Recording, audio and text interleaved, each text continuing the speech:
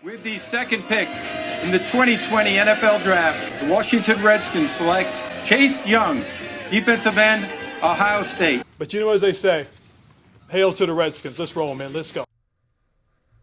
Welcome, all my fellow Redskin brethren and sister. I am your man and resident Redskins fan, Luke. Thank you for joining me here, the Redskins Report Live. So this is a really exciting show for a multitude of reasons. Obviously, with the 2020 draft in the rearview mirror, so much to talk about with all of those draft picks, even a couple of, as Kyle Smith calls them, priority free agents. That's probably a better apt term for them. No one wants to be reminded that they weren't drafted. So calling a guy a UDFA probably isn't the best way to describe who they are. So priority free agents, or PFAs as they're also termed as, and probably what GMs around the league call them, it's probably a better way to describe them. There's some of those you can get excited about.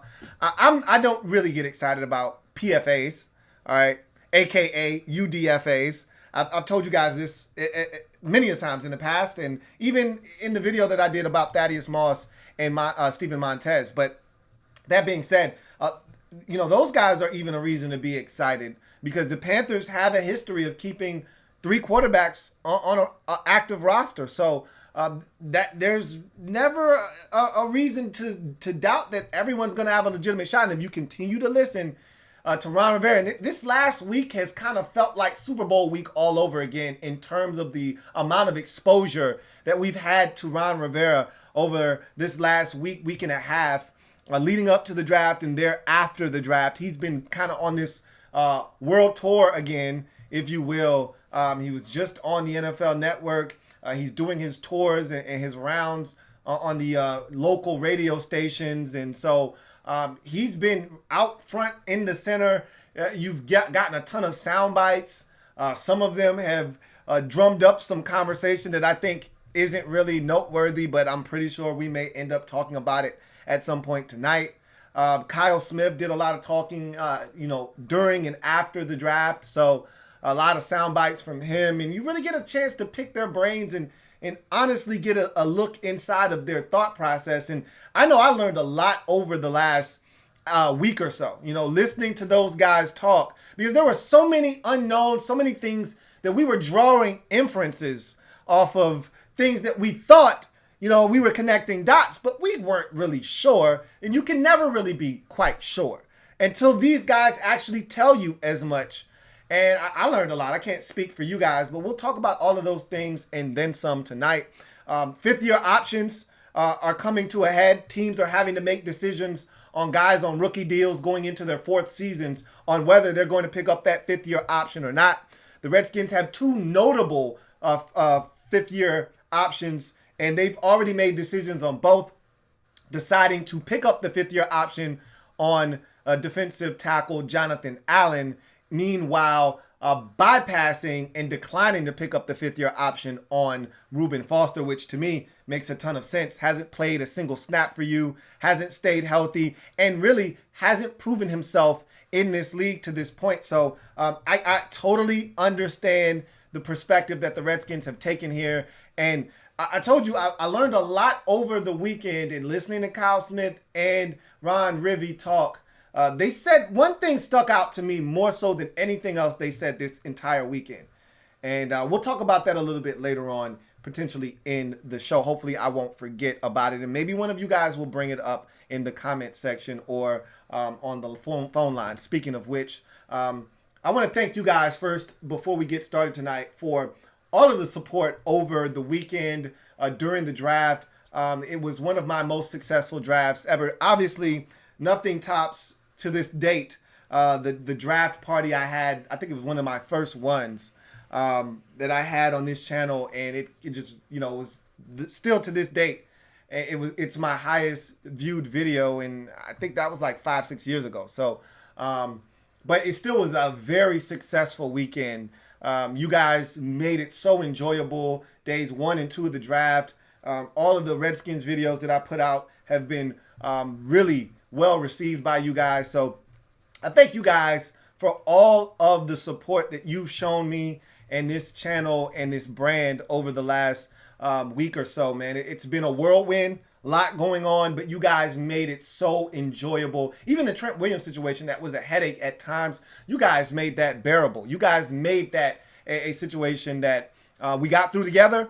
It's in the rearview mirror. Glad he's gone. Happy that he's in San Francisco, and now we can move forward with our team as constructed. So I want to thank you guys again for all of the support over the last week, and even beyond that, and going back a ways. You guys have really shown out in droves just how much this channel has been able to connect with you guys, and I appreciate that because it's vice versa. It goes both ways. It's a two-way street. So thank you guys again for all the support during the draft coverage. That being said, you guys know how this works. For those of you who don't, those of you who may be new to the channel, welcome.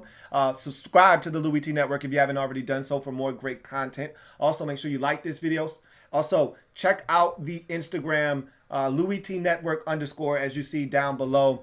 Make sure you follow me on IG. Lots of updates and things on the IG page. So make sure you're following me there as well. But how we do this here on the Louis T Network, on the Redskins Report Live, is simple. 3 ways to communicate with the show. The chief way to do it is through Super Chats.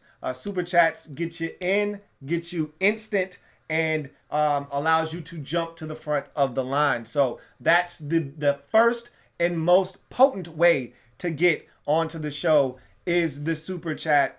That's why they're called super, because they supersede everything else. Secondly, are the phone lines. Speaking of which, let's open that up right now. That's the number on the screen. Phone lines are officially open. If there are no Super Chats, we then go to the phone lines. If there are no phone calls, then we go to the comment section. We'll talk about that in a second. But first, before we move on, if you're going to call in, there's a few things you need to make sure that are handled on your end. Number 1, make sure you have a very solid connection. Number 2, make sure you turn down whatever device you are watching this show on down in the background so we don't hear an echo. Number 3, turn the volume up on your phone so everyone can hear you. And number 4, make sure you come on with a point that you state concisely, get in, get out, so we can take the call, answer the call, and then move on to the next call or comment on the show. Speaking of comments, the last way to get in contact with the show is through the comment section of the YouTube chat discussion. Make sure you use the hashtag LouisTLive to have your comment read. If there are no super chats, if there are no phone calls, we then get to the comment section, and only the comments with the hashtag LouisTLive or and that are pertinent will be read on the air. So with that being said, all the house cleaning done, let's get to the comment section and see what we have tonight. So pulling up the comments, and let's see what we got to start the night off. So starting the night off with my man Rob U. Thank you for the super chat, Rob U. Greatly appreciate it. My man Rob writes, "What up, Lou? Wide receiver number 2, tight end number 1, prediction for week number 1." Okay, so wide receiver number 2 for me, right out of the gates, I think it is going to be Kelvin Harmon. I think he's going to be your number 2 wide receiver starting the season off. Now, Ron has already said he has no problems playing young guys if they prove they deserve to be in there. So if AGG steps up and immediately announces his presence in the preseason, you could see a situation where he is your number 2 wide receiver. But I think because of these unique set of circumstances, which I talked about on the Thaddeus Moss and Steven Montez video about how there aren't going to be, OTAs, there aren't going to be mini camps. You're probably going to see an abbreviated training camp and preseason potentially. That's going to inhibit and limit a guy like Antonio Gandy Golden. It's going to limit a guy like Antonio Gibson. It's going to limit the guys that haven't been in this offensive scheme.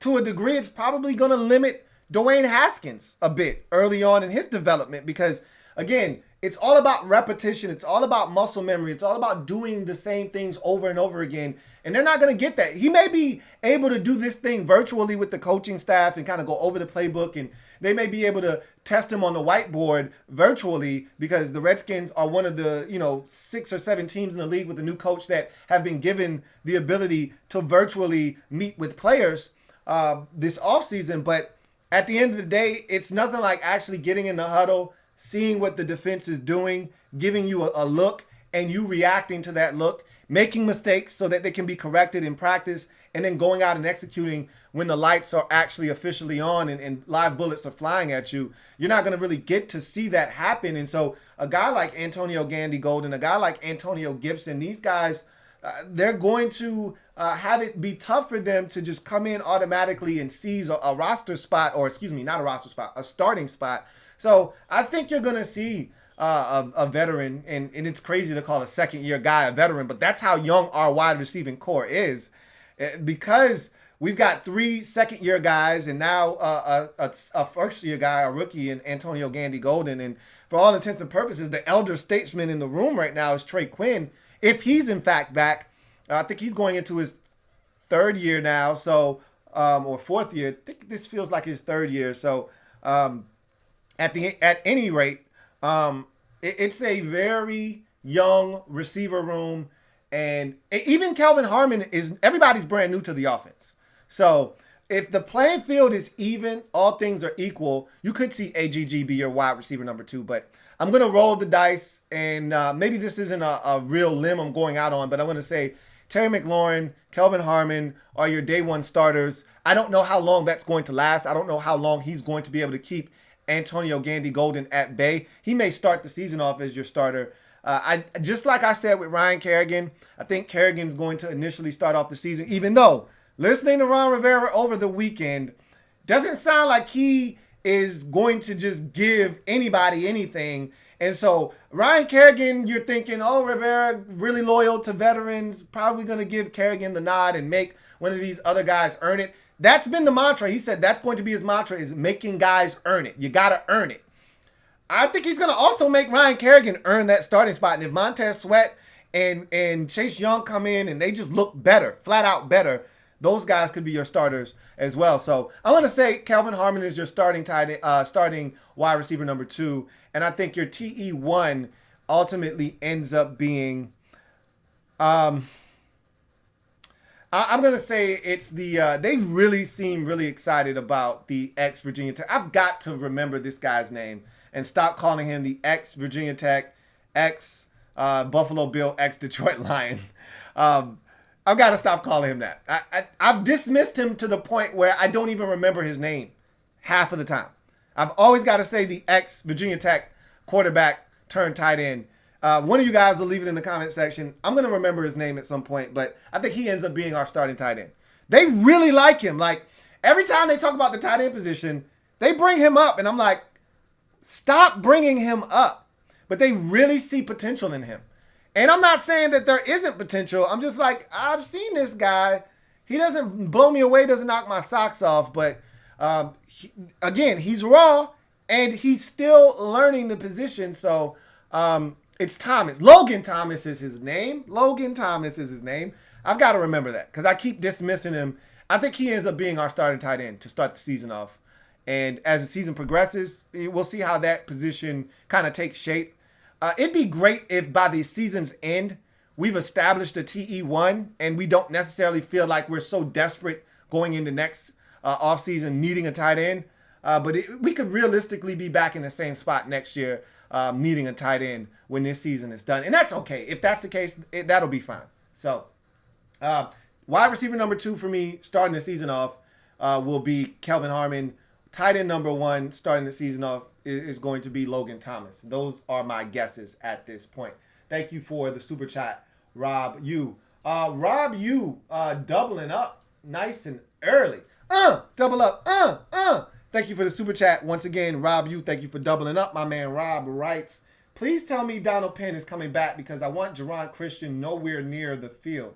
Again, we got to hear from Ron Rivera a ton, and I listened to actually a pretty lengthy interview he had with Kevin Sheehan on his radio program. And again, I generally don't listen to his radio program, but it was Ron Rivera. I couldn't help myself, so I went and actually sought out that audio, and he talked about the tackle position in particular.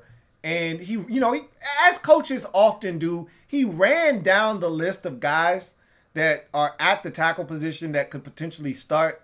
And again, he named just about every guy on the roster. He even named Timon Paris. Like, seriously? Timon Paris shouldn't even be on the roster.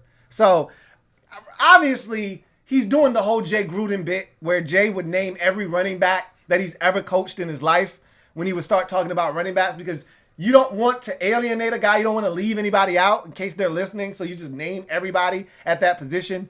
Ron did that. But he did name like 3 guys. Obviously, he named Charles, our 4th round pick. All right, Sadiq Charles, never ever trust a man with 2 first names. He did also name the offensive tackle that we signed in free agency from the Bears and Lions, and Cornelius Lucas. And of course, he named Jerron Christian, and he said, look, these guys are going to come and compete. We'll see what happens. And he did not rule out bringing in a veteran, which I still think is the best route for the Redskins to go, because I may be in a minority here. I don't know how you guys feel. I know I read some comments that some of you feel like Sadiq Charles is ready to step in day one and start. I, however, feel differently. I think this guy is ultra talented. I told you, I was perfectly fine with the Redskins waiting until the 4th round to select Sadiq Charles because, again, I felt like they were getting a 2nd round talent. However, with that being said, I do not feel like he's ready to play. Similar to what the Eagles did with Andre Dillard last year, and pretty much sitting him down and not starting him and allowing Jason Peters and Lane Johnson to start the season off. And as Peters got injured and things happened throughout the course of the year, Andre Dillard had to step in periodically, but they went with Jason Peters to mentor him in that role. And Peters has already said he would love to come to some team in a mentorship role where he starts, because he still views himself as a starter. And if you're going to come back at this age, Jason Peters is like 37, 38 years old, you're going to come back and play. It's not to sit on the bench. You're looking to start. So, same thing with Donald Penn. Donald Penn is not coming back at his age, 36, 37, wherever he is. He even made that clear last year. Not looking to come in a backup capacity to mentor anybody. I'll mentor a guy as a starter. Show him how to work. Show him what it takes to be a starter in this league. I'm not looking to come in and be someone's confidence booster on the bench. So, Jason Peters has already said the same thing. And I think this would be a great situation for Jason Peters. If he's still got something left, which I contend he does, bring him in. Sadiq Charles could learn from a guy like Jason Peters, who had to switch positions and really fight for everything he got in this league. He was undrafted as a tight end coming into the league, made the transition in Buffalo, turned his career around, and became one of the premier tackles in this league. Sadiq Charles could learn a lot from a guy like Jason Peters. So, I feel like that's a situation that the Redskins definitely are looking into. And Rivera says, look, we've got our eyes on a few guys out there. We'll see what happens. So he has not shot down the whole premise of bringing in a tackle. I don't think Jerron Christian is going to start. And you know what? It's not impossible for him to not even make the roster. I mean, think about it. Normally, teams keep 4 tackles on their roster. No more, no less. And you got 2 starters, you got 2 backups. And one's a swing tackle that's going to be active on game day. And pretty much the other guy is on the roster, but he's not active on game day. Now that they're expanding the rosters to 58, maybe you get to carry an extra tackle. But at the end of the day, you could see a 4-tackle setup where a guy like Jason Peters, let's just go with Jason Peters. Peters is here. Obviously, we have Morgan Moses on the other side. Those are your starters. Then you got Sadiq Charles, and they could easily go with Lucas as your 4th tackle, and there is no Jerron Christian. And I can tell you right now, I said this, and I've said this all offseason, nobody's safe. Outside of the core group of guys that they look at as a young part of a young nucleus, nobody's safe. And so a guy like Jerron Christian is not in that group of young nucleus. He has to prove himself.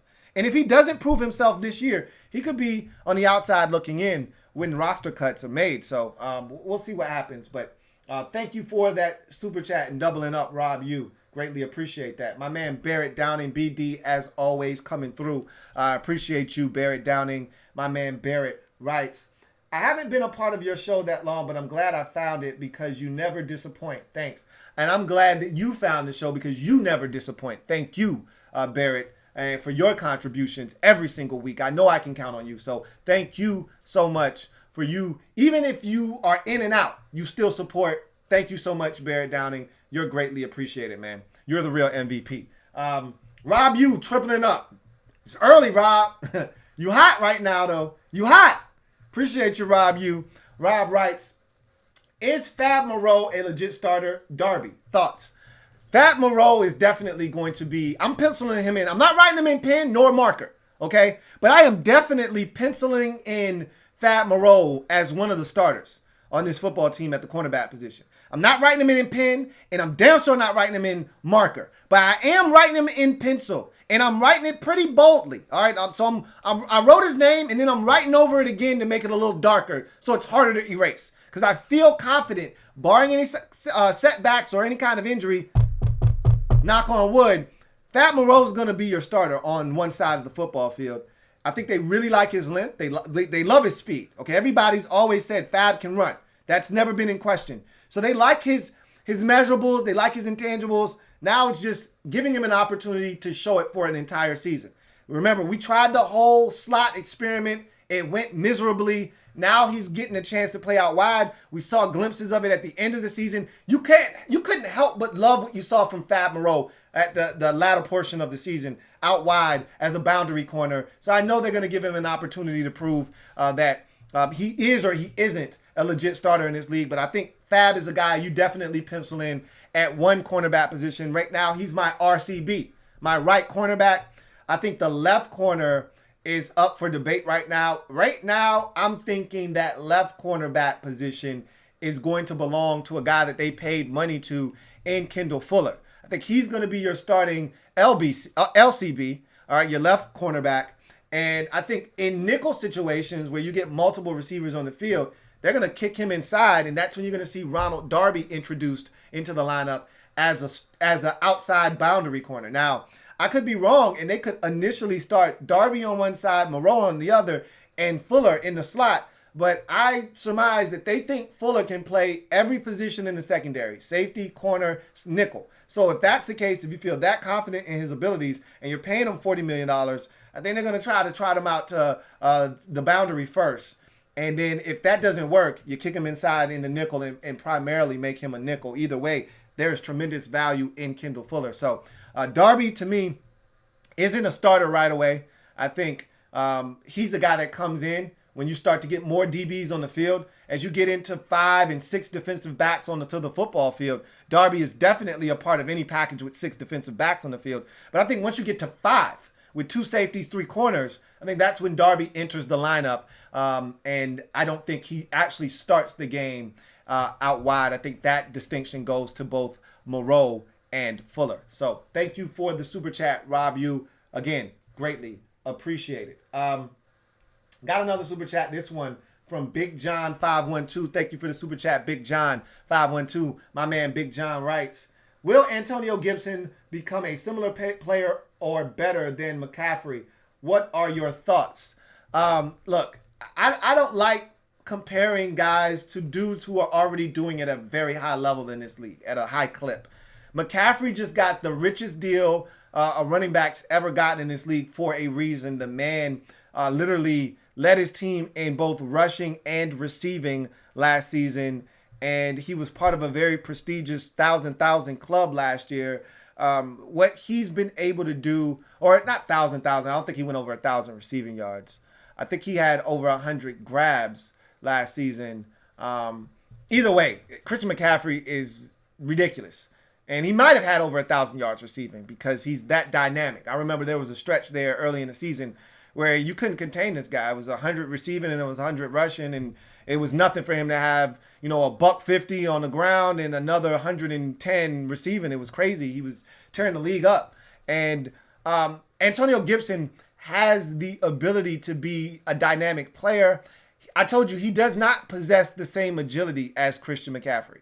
McCaffrey is much more loose and fluid than Antonio Gibson. But that being said, Antonio Gibson to me has a much bigger frame. He's thicker. I think he can play a little bit more receiver than McCaffrey can.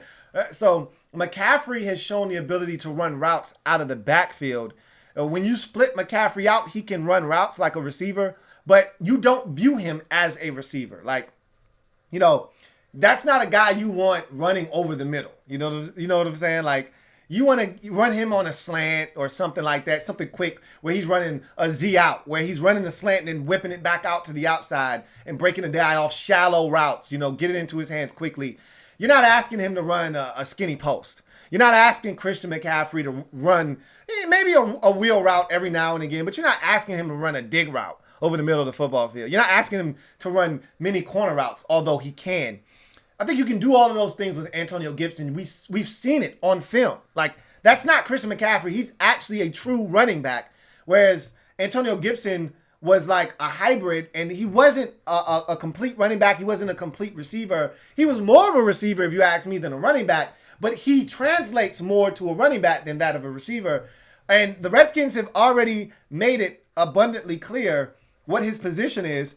The numbers were released. I don't know if you guys saw this or not, but the jersey numbers were released. He's got 24. All right, so you've got to wipe what 24 used to mean out of your memory bank, because for some of you, 24 leaves a bad taste in your mouth. You're going to have to go ahead and wipe that from your memory bank. Wipe it clean, because there's a new 24 in town. His name's Antonio Gibson. And the fact that he's 24 tells you he's a running back, because you can't wear 24 at wide receiver. So they've essentially told you all you need to know, that he's going to be a running back, and that's going to allow them to create mismatches.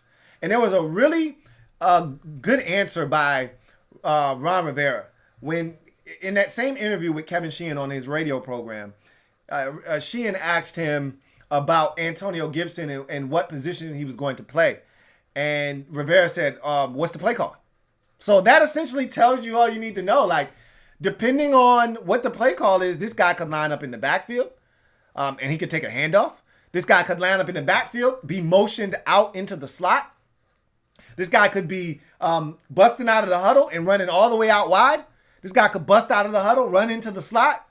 This guy could bust out of the huddle, line up at tight end. They do a shift pre-snap. He goes from tight end to the backfield and then goes in motion and goes to the slot. Like, he could line up anywhere. Hell, he could even take a wildcat snap. I'm not a fan of the wildcat. I don't want that to infiltrate this Redskins football team. Remember, they got really OC with it last year with Steven Sims. I'm good. I don't need the wildcat. However, he could even line up at quarterback. I mean, that's the versatility that Antonio Gibson brings to the table. And so I'm looking forward to seeing all the ways that they're going to utilize this guy. Is he Christian McCaffrey? They're going to utilize him sort of like that. But I think he has more of a chance to be more of an impact in the receiving game as an actual receiver. More so than McCaffrey. McCaffrey's, most of his damage comes out of, swing passes out of the backfield and dump downs and check downs and, slants and whip routes and Texas routes out of the backfield. Things that running backs do to catch the football. I think you could actually see Antonio Gibson running his fair share of routes down the field, 15, 20 yards down the field. And so I think that's where he's going to differ from a Christian McCaffrey. But don't get it twisted.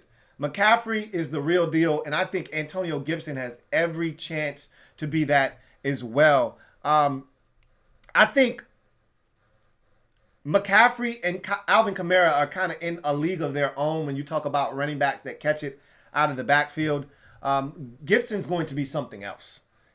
I think you should liken him more to like a much bigger Percival Harvin, where I think there was a 1,000-yard receiving season or two in there for Percival Harvin. He wasn't as much of a running back when he got to the league, but he could do that still. Antonio Gibson is so unique, it's hard to put him in a box right now. I'm anxious to see how they use him.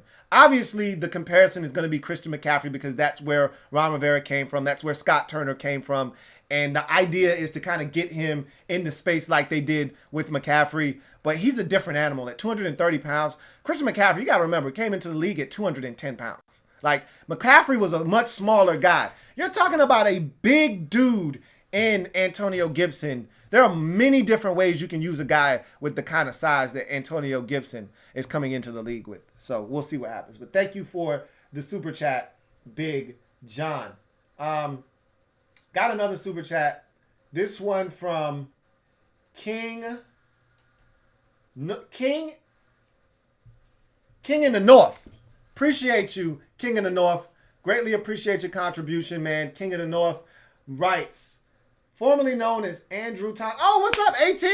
What's going on, man? How you doing, AT, man? My man Andrew Thompson, man. Appreciate you, AT. King of the North says, I was initially very critical of the Gibson pick, but I've warmed up to it. I can see him as kind of an H-back and getting a lot of passes a tight end would normally get. It's going to be more complex than that, AT. I mean, this guy is going to be everywhere. When I say everywhere, I'm really excited. We haven't had a guy like this. I'm going to be really honest with you. We haven't had a player like this. You know, you look around the league and, you know, there are a select few teams that have these kinds of players. You're like, man, I'd love to have a guy like that. You know, kind of watching New Orleans and all the things that they're able to do with Taysom Hill. You're like, man, that's pretty cool. I didn't necessarily clamor for a Taysom Hill, but I was like, man, that's pretty cool. You know, it'd be nice to have a guy that does a little bit of everything. When you watch that same Saints team with Alvin Kamara, you're like, man, he's so versatile, man. He's a beast. And then you watch the Panthers with Christian McCaffrey, and you say the same thing, man. Damn, it's so nice to have a guy that can do multiple things. And then the guy that took the cake for me, and this is who I'm more so liking him to. You know, when everyone wants to bring up Christian McCaffrey, he's more Deebo Samuel to me than he is Christian McCaffrey. You know, Deebo Samuel was the guy that the 49ers, I thought they should have run him more. You watch Deebo Samuel in the Super Bowl, they couldn't stop him on the ground. You know, he was most effective on jet sweeps and handoffs in the Super Bowl. He was killing, absolutely murdering the Chiefs on the ground, was Deebo Samuel. And then he made a couple of big grabs as well. Like, to me, Antonio Gibson is more Deebo Samuel than he is Christian McCaffrey. That being said, Deebo Samuel is more of a receiver than he is a running back. And so that's where you kind of get the differentiation, and that's why you're not hearing Deebo Samuel's name. But in terms of body type and the way he plays, he's more Deebo Samuel than he is Christian McCaffrey. Body type and the physicality, Deebo Samuel is so tough to tackle. Remember, that was one of his strengths coming out of South Carolina, is like when he gets the football, he turns into a running back. Same thing could be said for Antonio Gibson. So when I look at Gibson, I see more Deebo Samuel, and I'm thinking to myself, and when I watched Deebo last year, I was like, man, Kyle is really getting creative with this dude.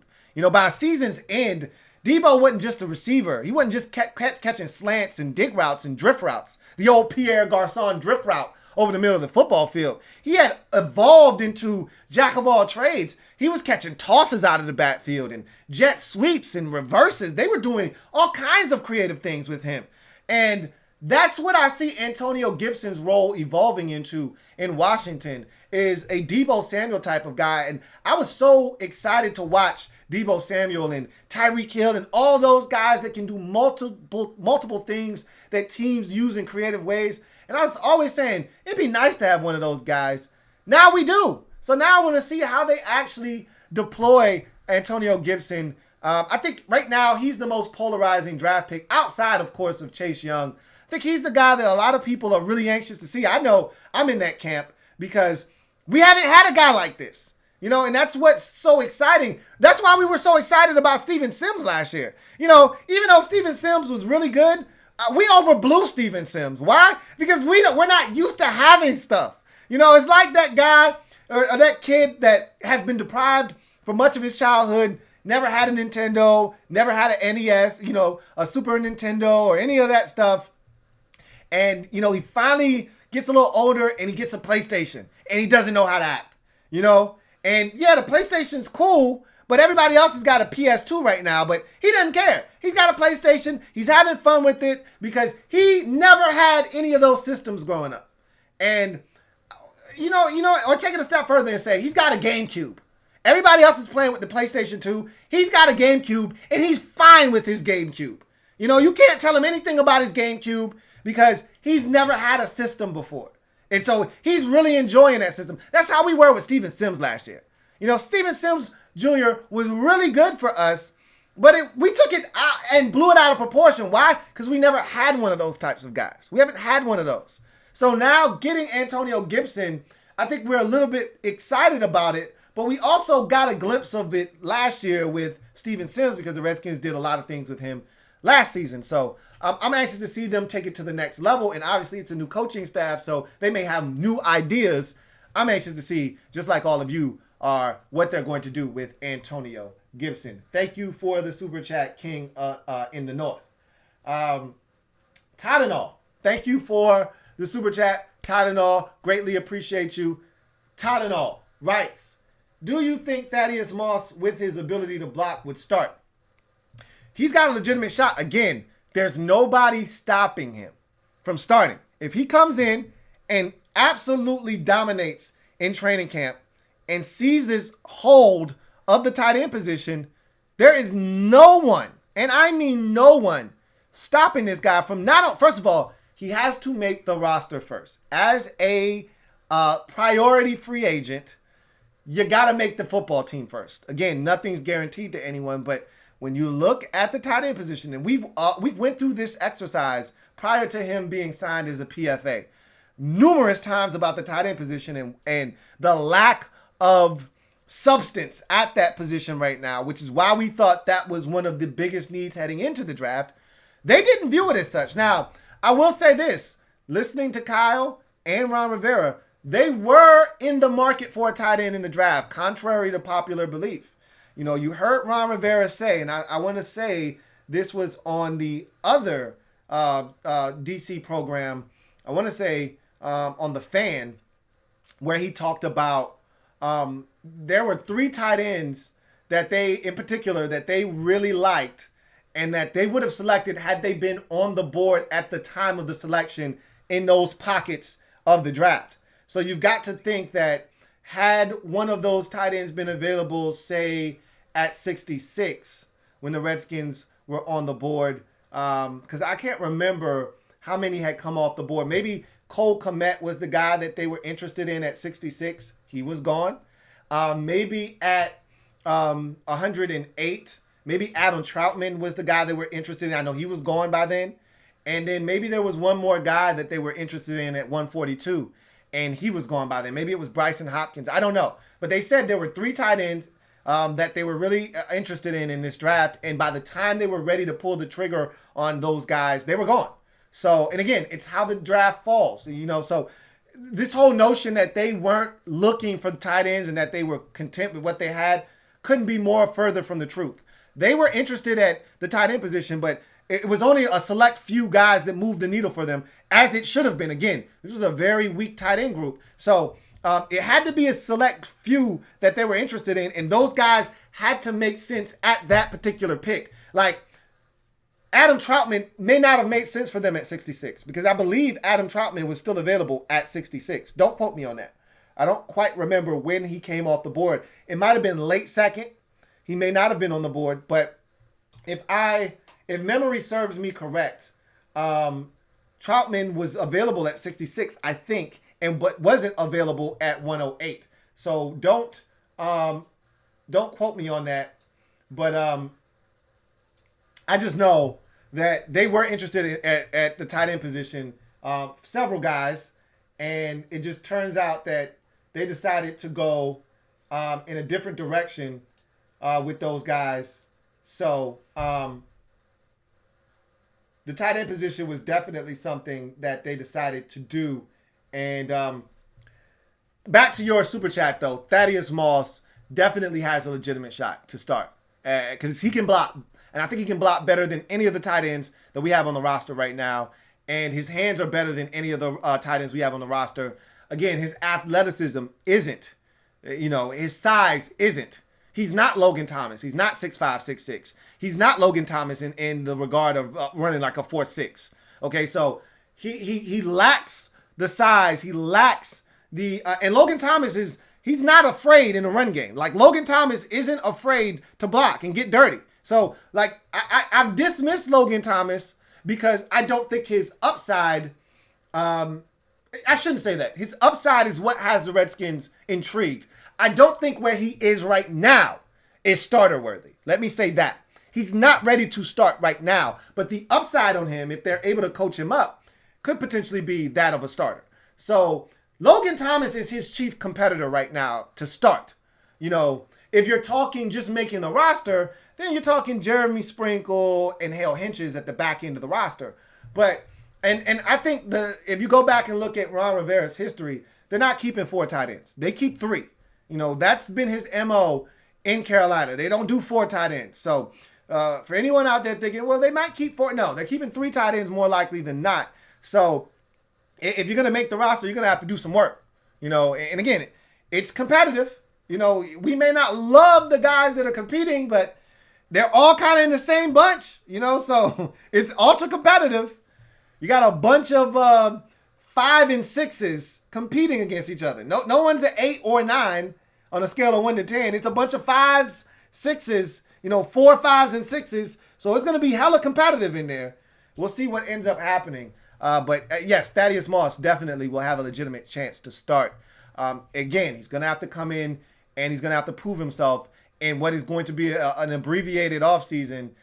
More likely than not, I don't think it's going to happen. But again, I would not dismiss that. Thank you for the super chat. Tylenol. JP, my man John Perez, thank you for the super chat. JP writes, do you think Scott Turner could immediately hit it off with Haskins and become the next great quarterback whisperer? Absolutely, why not? I'm excited for Scott Turner as well. You know, I told you when we first hired Scott Turner to be the offensive coordinator, I said, look, this is a guy that there's not a ton of film out there on. You know, people were trying to come to conclusions on Scott Turner off of the last 3-4 games that he was the offensive coordinator and got a chance to coach. And I'm like, at that point of the season, half of the Panthers roster had checked out. They were banged up, battered, and bruised. They were on their second coach at that point. You know, that season was done. It was over. It did not go the way that they had envisioned. And so you can't really look at a guy and base, you know, him off of the last 3-4 games of a lost season. So maybe you can get a little insight as to his creativity and what his philosophies are. But I still think there's a lot more to Scott Turner than we've seen. I'm interested in seeing what he's going to do. Obviously, there needs to be a quick connection between him and Dwayne. And, you know, it's a gift and a curse. Because if he hits it off with Dwayne immediately, that's great for us.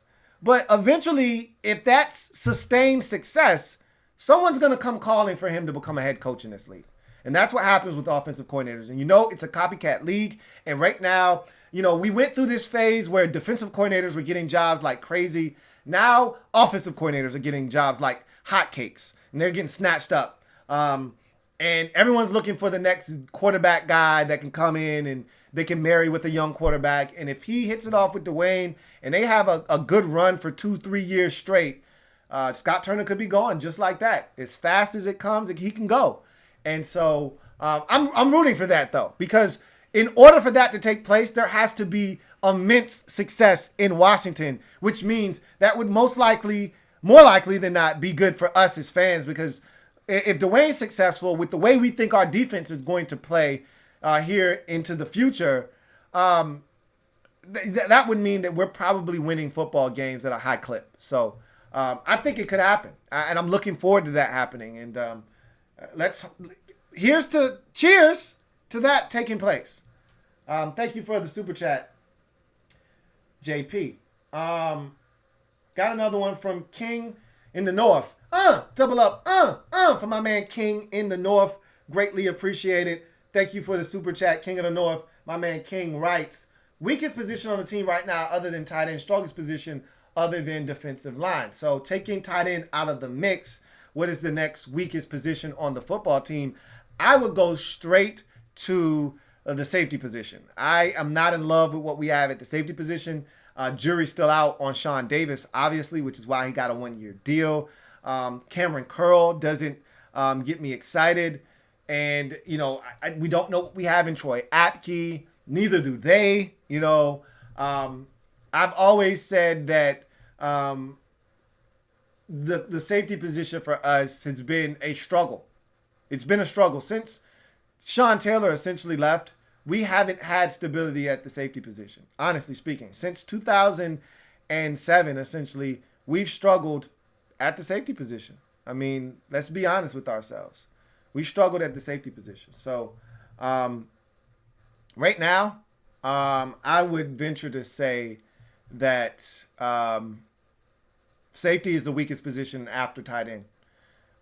You could make a strong argument that, left tackle is something that you got to consider that. But after drafting, Sadiq Charles, I feel confident that worst case scenario, if they don't go out and get a veteran, Sadiq can start day one. It's not going to be clean. There are going to be some bumps in the road. He's going to take some bruises as well from some of the better pass rushers in the league initially, but eventually he's going to get it together and he's going to figure some things out. And he's going to battle his ass off. So you can do a hell of a lot worse at left tackle. So I think safety is the position I worry about the most outside of tight end. If you take it to offense and defense, the position you worry about the most on offense right now is tight end. You flip it on its head and look at the defense, and I think it's the safety position for me. I'm not as worried about the cornerback position, but I am worried about the safety position. I am, because if you don't have safeties that you trust, it limits what you can actually do defensively as a coordinator. You got to play it safe if you don't trust your safeties.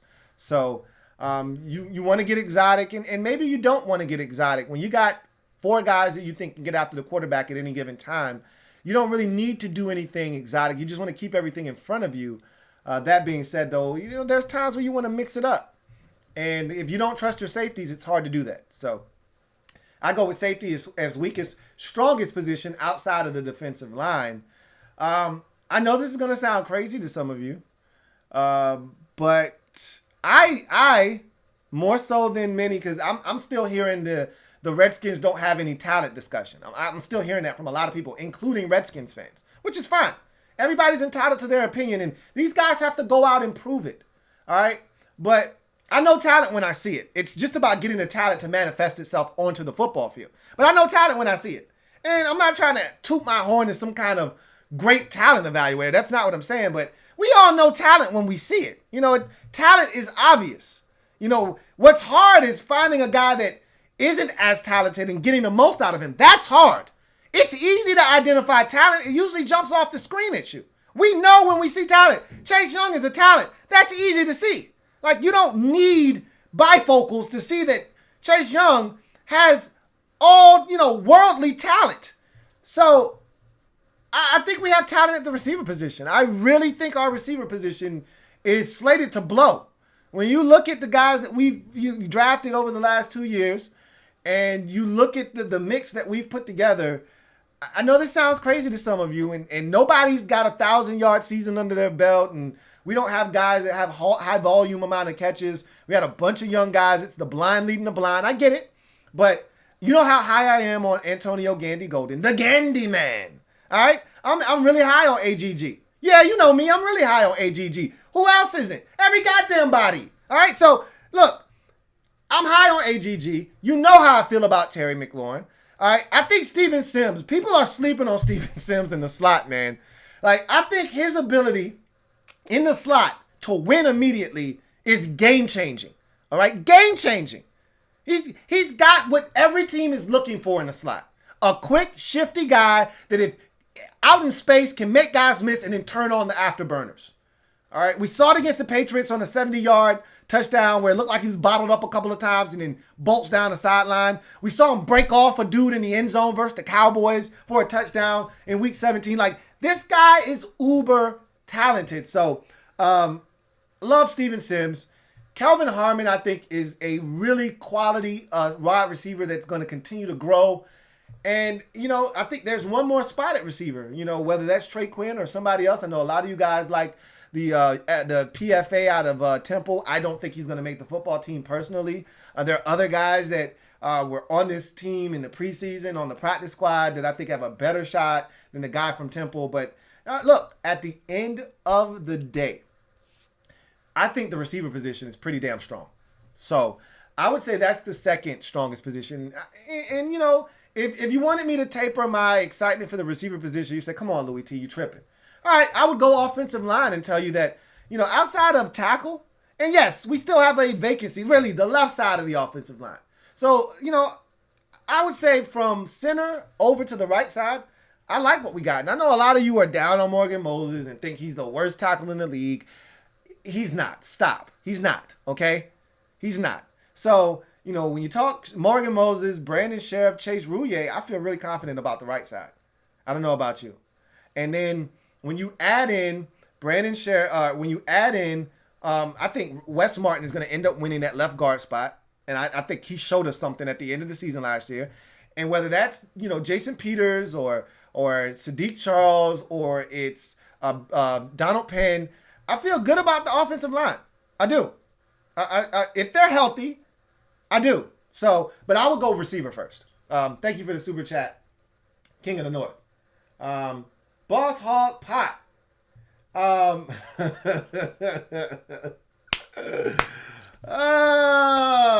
Hog Pot. Thank you for the super chat. Boss Hog Pot. Tell me how much the Redskins will suck this year. Fine, sir. So this guy here, this troll here, one of my best friends. So he's coming in the chat and being an ass. He's a Buccaneers fan. And they're feeling really good about themselves. He actually doesn't love all the moves that they're making right now, bringing all these guys in and kind of corrupting what they were building organically. It's no longer organic in Tampa, but that's nor here nor there. He's just being an ass. And so he's trying to be funny. But anyway, first of all, we're not the Redskins. And only people 40 years or older call us that. So first of all, get out of here with that. Secondly, no, we're probably going to stink a bit this year. I'm not expecting this miraculous turnaround, but we're not going to suck. Suck is for, 5-11, 4-12, 3-13, which is what we did last year. Okay, we sucked last year. We're not going to suck. We're just going to be mediocre this year. That's what I feel in my heart of hearts. 7-9, 8-8 at best. Ball bounces our way. 9-7. If things really go well, the defense is elite. Dwayne Haskins and Scott Turner get on the same page sooner rather than later. We win the turnover battle. We stay relatively healthy. A lot of things. You got to check off a lot of things. Schedule, bounces favorable for us. Times when we hit teams, they're dealing with some injuries, and teams we thought were going to be good aren't as good. That sort of thing. Maybe 10 wins is in the cards. Highly unlikely, but we're not going to suck this year. Thank you very much, sir. But anyway, you're a jerk. But thank you for the super chat nonetheless. On to the next. I got another super chat. This one from my man Rob U. Already with 4 on the night. Appreciate you, Rob U. Greatly appreciate you indeed. My man Rob U writes, what happens with the cluster at running back? Now, here's the thing. Gibson is coming in and he wants to start. Not happening. No chance in hell he starts. You got no chance. That's what you got. Now, what I will say is he's got a chance to play a lot. All right. And, sometimes we get hung up on starters. Who's starting here? At the end of the day, how many snaps you playing? How many impactful snaps are you playing? He's going to play a bunch of snaps. But I think when it's all, said and done, if Darius Geis is healthy, he's your starting running back. I believe that to be the case. Ron Rivera has always been loyal to veterans. And so if Adrian Peterson is healthy and Geis is kind of slow to pick things up, you can see AP be your starting running back. I think AD is a guy that they're going to lean on at times. But I think right now, if I had to say how the running back pecking order was going to go, it'd be Geis 1, AD 2, and Gibson 3. And I think they might keep a fourth back. It'll be interesting to see how they construct the running back position. Bryce Love, obviously, if they're excited about his talents, which I think they should be, you're going to keep a fourth back. If you're going to keep the veteran AD on the roster just because of the uncertainty of Darius Geis's health condition and not being able to stay healthy, you got to keep the veteran AD on the roster, I would think. They picked up his option for a reason. If you had concerns about AD, you don't pick up the option. So I'm assuming you're keeping 4 backs. And I think Bryce Love is the fourth guy. Not meaning that he won't see the field, but I think right now with Gibson and the excitement for him, he's the new shiny toy. I think he comes in as your third back. Bryce Love still kind of coming back slowly from the leg injury. I think in the surgeries, I think you bring him along slowly as your fourth back. So that's how I see the running back position going. Guys getting the starters carries early if he's able to stay healthy. That's something that they'll continue with. You'll see Adrian Peterson. I think, how it'll go throughout the course of the game, depending on if the Redskins are winning, if they're losing, that will determine how, many carries are going to be distributed amongst the backs. Let's say you get a lead early in the game and you're able to continue to run the football. And let's say that there's 33 carries in that game, which is a ton. You could see guys with 18. You could see AD with 10. And then the other 5 are, Antonio Gibson. And that's, I wouldn't be shocked to see that kind of distribution amongst the running backs in terms of touches. Now, let's say you're trailing in a game and there's not as many carries to go around and there's only 22 carries on the afternoon and guys could get 15. AD could get the other 7 and there is no other carries in the game. Or guys could get 17. AD could get, 4 carries. Antonio Gibson gets 1. We could see a situation like that. But let's say Geis isn't hitting early and AD ends up hitting and they go with the hot hand. We've seen that in the past. You can see a situation where those same 22 carries is distributed in AD 13, Geis 7, and Gibson with the final 2. So it just, I guess, kind of going with the flow of things. It'll be interesting to see how the depth chart looks when they finally give us one. Who's at the top of it? I'm going to go with right now, Geis 1, AD 2, Gibson 3, and Bryce Love 4. Thank you for the super chat once again, Rob. You. Got another super chat. This one from my man, Hate E. Appreciate the super chat, Hate E. My man, Hate E writes, Lou, you the man. Think our draft was solid. Give it a B-. 2021, our year to really do something. But what's our chances for the playoffs this year? Hashtag HTTR. As I just mentioned, with Boss Hog Potts super chat, that I don't think that this is a playoff season for the Redskins. I didn't think last year was a season that we were going to be very good, and that turned out to be the case. Now, I did not anticipate 3-13. That's not what I had on the menu. However, I did not think we were going to be a good football team, and I didn't think we were going to be highly competitive in the playoff race. That being said, we were 2 wins away late in the season from being back in the NFC East race because the NFC East was that trifling last year. All right? So we actually, had one. If we had won a couple of games earlier in the season that we had a chance, obviously week 1 versus Philadelphia, week 2 versus Dallas, even though it kind of got out of hand late. We were in that game in the first half and even into the third quarter before things kind of got away from us. Had we won some of those games, that Giants game was a disaster, but Case Keenum misses a wide open Terry McLaurin in the first quarter. I want to say the first possession of that game, and it kind of went south after that. We had opportunities. We picked Daniel Jones off like 2 times in that game. So we had opportunities in some of those early season games, and we just weren't very good. And had we won a couple of those games, had we beat Green Bay, remember, we were in that Packers game on the road at Green Bay. Had we won a couple of those games, we would have been in it. But that's in the past. This year, we're going to be a much better football team. That's not saying much. We were 3-13 last year. However, we're going to be much better coached. We're going to be way more disciplined, and we're going to compete at a much higher level. Does that actually bear out in the win column? I don't know. My sense is no, it's not. My sense is that we're honestly going to compete. We're going to be in a bunch of games, and there's going to be a lot of games that we're going to come. I'm going to sit down on the R3 and the day after on the Redskins Nightly News, and we're going to talk about all of the missed opportunities and all of the close calls that we had and how if this call goes our way or if this turnover that we almost generated goes our way or if this guy catches this pass or we're able to get this stop on 3rd down or if we were able to convert this 3rd down here or whatever the case, if we were able to score in the red zone, if we didn't miss that field goal, we might have been able to win the game. We're going to be close. We're going to be in a lot of these ball games. But as a young football team, you got to take your lumps. And I think you could see that happen next year. But again, as I mentioned earlier, it's the NFL. No league is set up for parity in a team to go from worst to first, more so than the National Football League. All right? You can be 3-13 and turn around the next year and be 10-6 in a playoff team. We've seen it done. It can happen. But a lot of things would have to happen right for the Redskins. And I've already went through a list of them. All right? Got to be healthy. Got to get the ball to bounce our way. Got to win the turnover battle. Got to get Dwayne playing well from the jump. I mean, he's got to, if he starts off slow, it can't be for the first 5-6 weeks, maybe first 2 weeks. And then he's got to kick it into high gear and get into a rhythm. And the defense has to be what we think it's going to be. All right. All of those things, the schedule has to break favorable for us.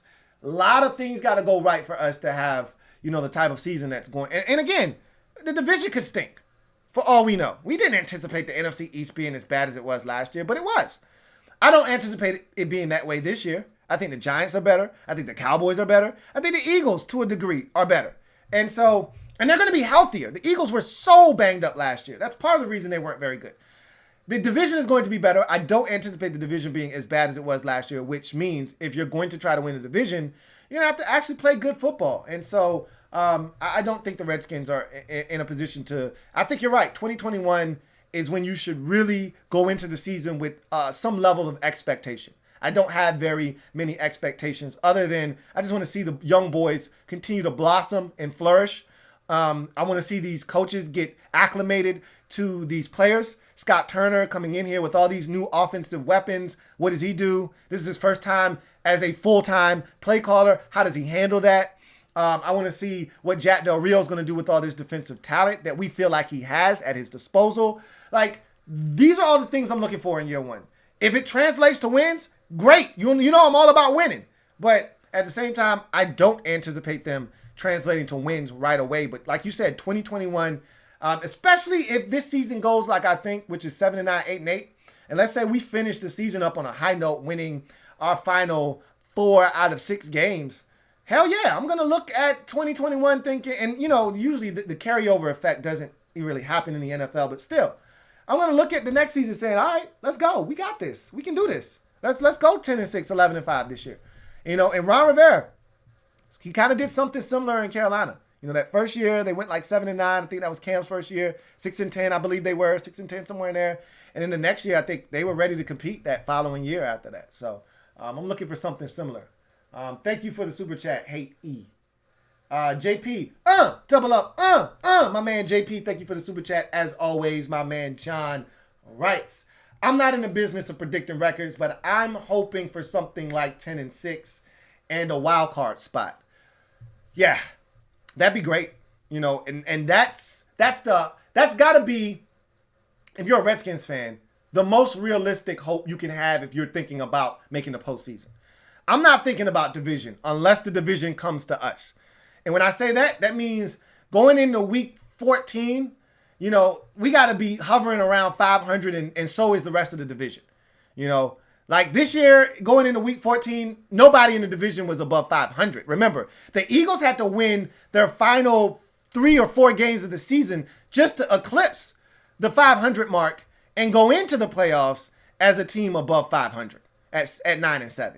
Before that, we were just hoping somebody wouldn't disgrace this division and win it as a sub 500 team. So in order for us to win a division, you got to be thinking about the division being historically bad again. I'm not hoping that. I want the division.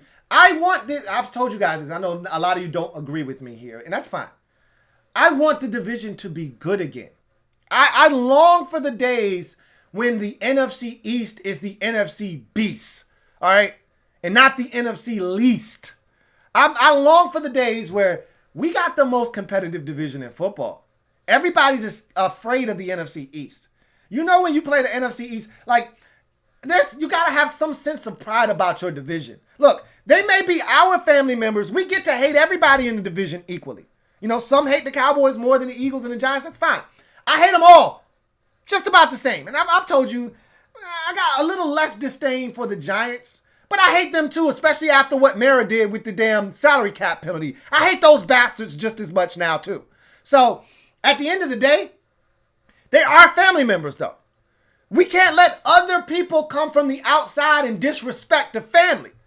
And last year, there was jokes about how garbage our division was. And I would read people's comments, and they would be talking about, oh, yeah, we're going to sweep the NFC East. I remember I was watching a Minnesota Vikings fan video, and he was going through the schedule, and we were like 5-6 weeks into the season, and he was like, oh, yeah, we're going to beat Dallas. We're going to beat the Eagles.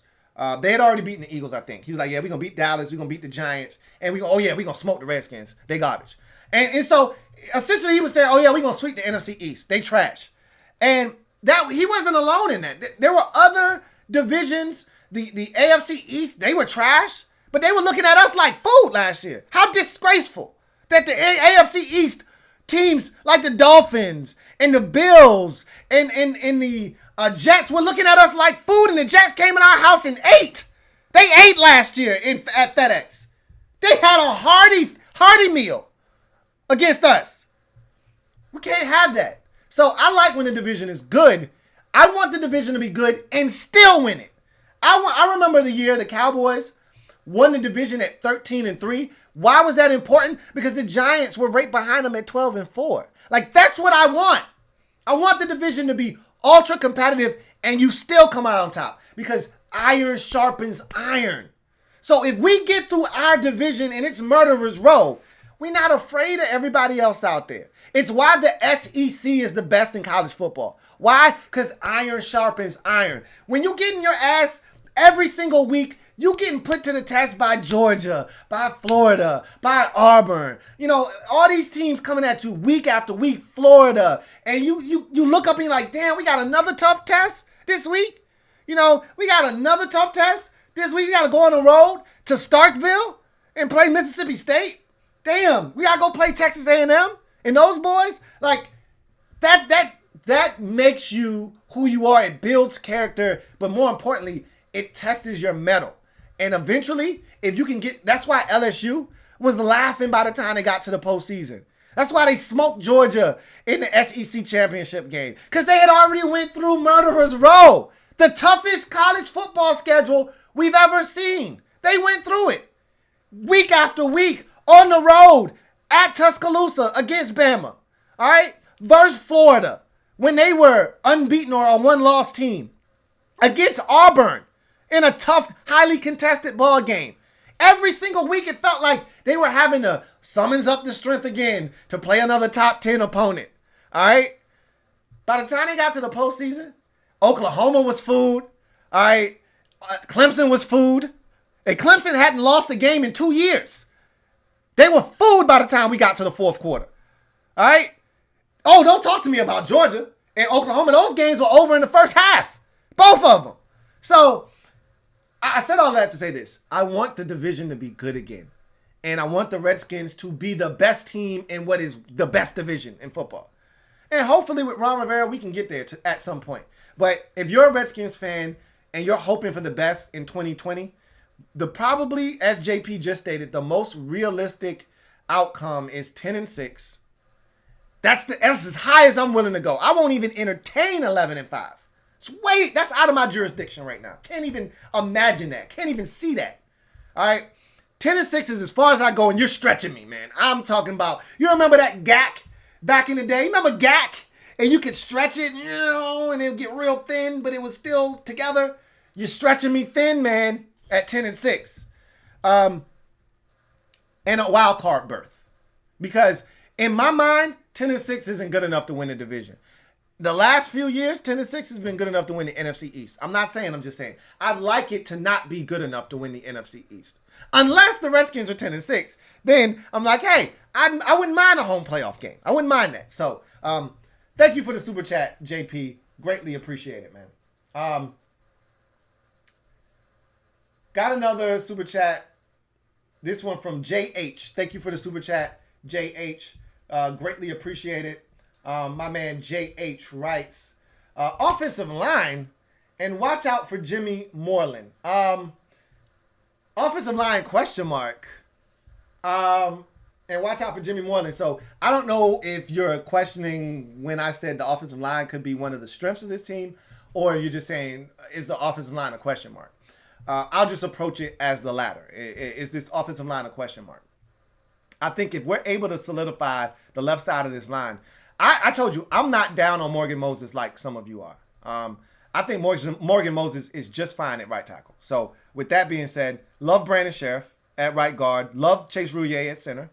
And I was thinking about this the other day because the Redskins drafted Keith Ishmael in the 5th round. And I was thinking, what if the Redskins, because to me, they're at the point now, put your best 5 on the football field along the offensive line. And what if the best combination of 5 is Chase Roullier going to left guard and Keith Ishmael sliding into center? I don't know. Maybe that's a realistic possibility. It could happen. He gets to camp. He's showing out at center. They move, because remember, Rivera has talked about positional flexibility, so he may want to see Roullier at guard. He knows Roullier can play center. He knows that. Let me see what you got at guard. And then maybe Roullier shows him, hey, man, this guy's pretty damn good. And then what if all the other guys that we are looking to take that step forward at left guard, Wes Schweitzer and Wes Martin, and nobody steps up. And Roullier goes over there, and he's by far and away the best left guard we got. And Ishmael is more than capable at center. Maybe that's your best 5. I don't know what they're going to do along the offensive line, but that was just a thought that popped in my head the other day. But I think the offensive line has a chance to be really solid. Like, you figure out left guard, and I think we've got enough guys that at left guard, we're going to find a really quality starter. I feel like I'm not a Wes Schweitzer guy. Don't think he's what you're looking for as a starter. I think he's a very capable and competent backup. And that's what we signed him to be to me. They signed him to come in and compete. He's going to compete for backup scraps, okay? As far as I'm concerned, unless somebody gets hurt, Wes Schweitzer should not be on the field in any starting capacity at any position. And I'm fine with that. If he comes in and midway through the second, into the third quarter, and has to finish the game, I'm fine with that. If he's got to play for a 2-3 week stretch, fine. Okay, so be it. But I don't want him penciled in as your 16-game starter. And I don't think that's going to happen with guys like Wes Martin and, some of these other guys on the roster. I think there's enough depth there where you feel good about maybe Chase Roullier moving to guard. Either way, I think we're going to be fine. And I think Wes Martin's going to win that left guard position flat out. I think he's going to go in. He's going to dominate. He's going to show them that he's the left guard of the future. And I think then it just becomes left tackle. And whether it's a veteran or it's Sadiq Charles, I feel good about it. So I actually like this offensive line. Now, Jimmy Moreland, you mentioned. Jimmy's got a lot of work to do, man. We were all excited about Jimmy, and I still think Jimmy has immense talent. And don't sleep on Jimmy as a boundary corner. I don't think Jimmy's cut out for the nickel. All right, everybody's not built for the slot, man. That takes a special dude to go inside. We know that, all right? And we all just think, oh, he's small, little undersized, stick him in the slot. And we always think that's a quick fix. Oh, weighs less than 200 pounds, stick him in the slot. He'll be fine in there. Hell no. Get your ass toasted and roasted in the slot. No. Jimmy did not look good in the slot last year. Jimmy's more confident out wide. That's what he did at James Madison. That's what he's built to do. So I think they're going to look at Jimmy in a different light this year. I think last year the thought was Jimmy's a little undersized for the pro game. Let's just stick Jimmy inside. That's the easy, low-hanging fruit thing to do. Jimmy did not play well in the slot. They know he has talent. Let's put Jimmy back where he's comfortable. I wouldn't be surprised if Jimmy came back 7 to 10 pounds heavier this year and with a different mindset, and Jimmy wants outside again. He wants to go back outside. Jimmy was trapped inside last year because he didn't do his homework, and, Jimmy was a little bit behind, and Mom said, no, Jimmy, you can't go outside. You got to stay inside, Jimmy. Jimmy was scratching and clawing. He was watching all the kids play outside, and Jimmy wants to go back outside now. And Jimmy's got all his work done. Jimmy's been a good student. Jimmy's done everything he needs to do. Now Mom says, Jimmy, you can go outside and play. Jimmy's going back outside. I'm anxious to see Jimmy outside because that's the Jimmy I fell in love with. All right? Jimmy at James Madison is why we got excited. Jimmy in the preseason is why we got excited. The Jimmy we saw at James Madison and in the preseason was outside. They kicked Jimmy inside once the season started. Jimmy didn't fare well. So I'm looking forward to Jimmy outside. I'm not sleeping on Jimmy. I want to see what he's able to do. Thank you for the super chat. JH. Got another super chat. This one from my man, Brian Haynes, thank you for the super chat. Brian Haynes, really appreciate it. Brian Haynes, my man Brian Haynes writes. Also, I don't see the Redskins diving anyone else because they need the signing. I think that's supposed to be signing. I don't see the Redskins signing anyone else because they need the cap space next year to sign Allen, Sheriff, and other players that Ron and Kyle want to resign. Also, I hope Ron promotes Kyle to GM. That has been a hot topic of discussion since the draft. Kevin Sheehan asked him that bluntly, very overt. Are you thinking about giving Kyle the GM title? And he pretty much went with the high road on that one. Hey, that's out of my pay grade. That's over my head, out of my jurisdiction. That's a decision for Dan Snyder. Mr. Snyder and I will sit down and discuss. But he does love the job that Kyle has done to this point. But he would not take it a step further and say, yeah, I'm going to make him the GM. But to your other point about signing guys, the Redskins have a ton of cap space, man. Like, signing people, and the Redskins have 9 roster spots available right now. So they can actually sign a few guys because, remember, Alex Smith's money is coming off the books next year. So you're going to get a lot more cap space freed up. So cap is the least of our worries right now. The Redskins could go out and sign 2-3 more guys. Remember, there are going to be some more releases here as teams start cutting ties with veterans, with June designations to be cut loose. So you're going to see more guys get cut loose here, and maybe the Redskins eyeball a couple of them and bring 1 or 2 of them in. So the Redskins may not be done, and they've got the roster spots to do it. Like I said, they've got 9 spots available. So the Redskins aren't done. They're going to sign some more guys. So money isn't an issue, but yes, they do need to make sure that they put some coins away for Allen and Sheriff and all of the guys that are coming up on deals here in the near future. And I think they're in a healthy enough cap situation that those won't be problems or issues moving forward.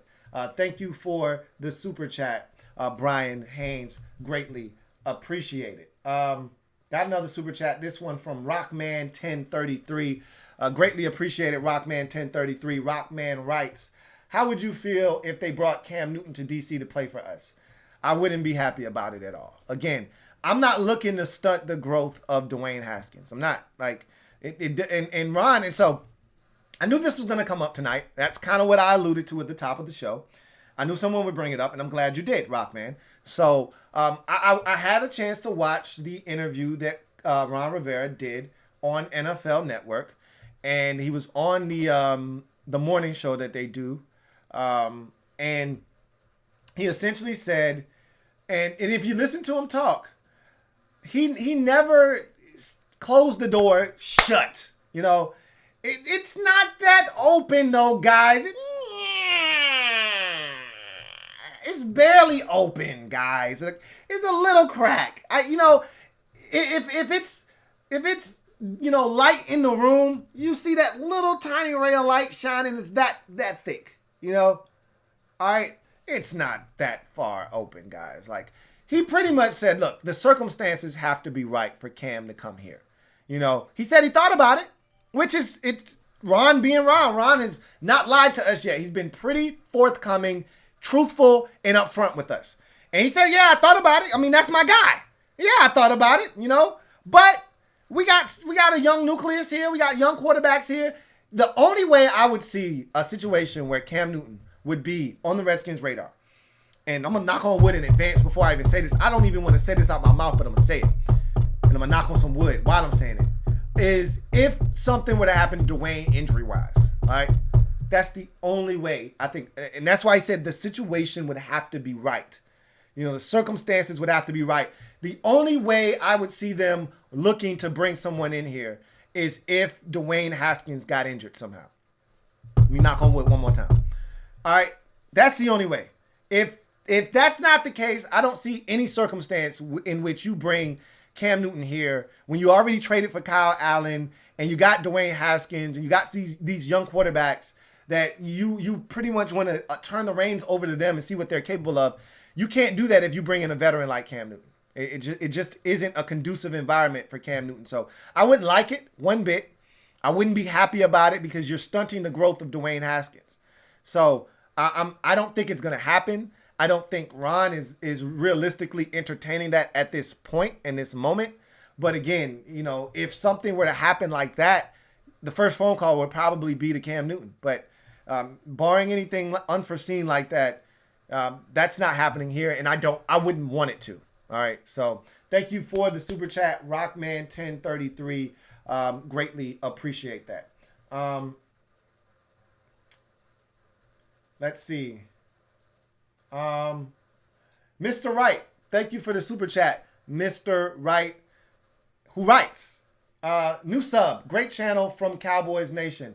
Hey, appreciate you, Mr. Wright, man. And as I've said, I do all 32 teams. I'm non-discriminate, and I keep it as objective as possible. You won't find, I guarantee you this, another Redskin fan, and really most fans for that nature and that matter, that are as objective as I am. I tell it like it is. I pull no punches, and I'm not biased. If my team stinks, I'll tell you that. If your team is great and you just had a tremendous draft, and say what you want about the Cowboys, and I've always said this. Say what you want about the Cowboys. Say what you want about Ojer. All right? Boy, do they do a hell of a job drafting. Say what you want about the Cowboys. They tear the damn draft up every damn year. Every year I walk away saying, damn, they got 6 more good players, man. Damn, they got another 8 good goddamn players. And they did it again. They did it again this year. But I'm not afraid. I'm not afraid. Why is it different this year? Because we got Chase Young, and we actually got a head coach that's not a schmuck. All right? We got a coaching staff that makes me believe we got a shot. All right? So, with that being said, thank you for the super chat and the sub, Mr. Wright. Greatly appreciate you. Look forward to chopping it up with you in the future. Got another super chat. This one from Laughing My Head Off.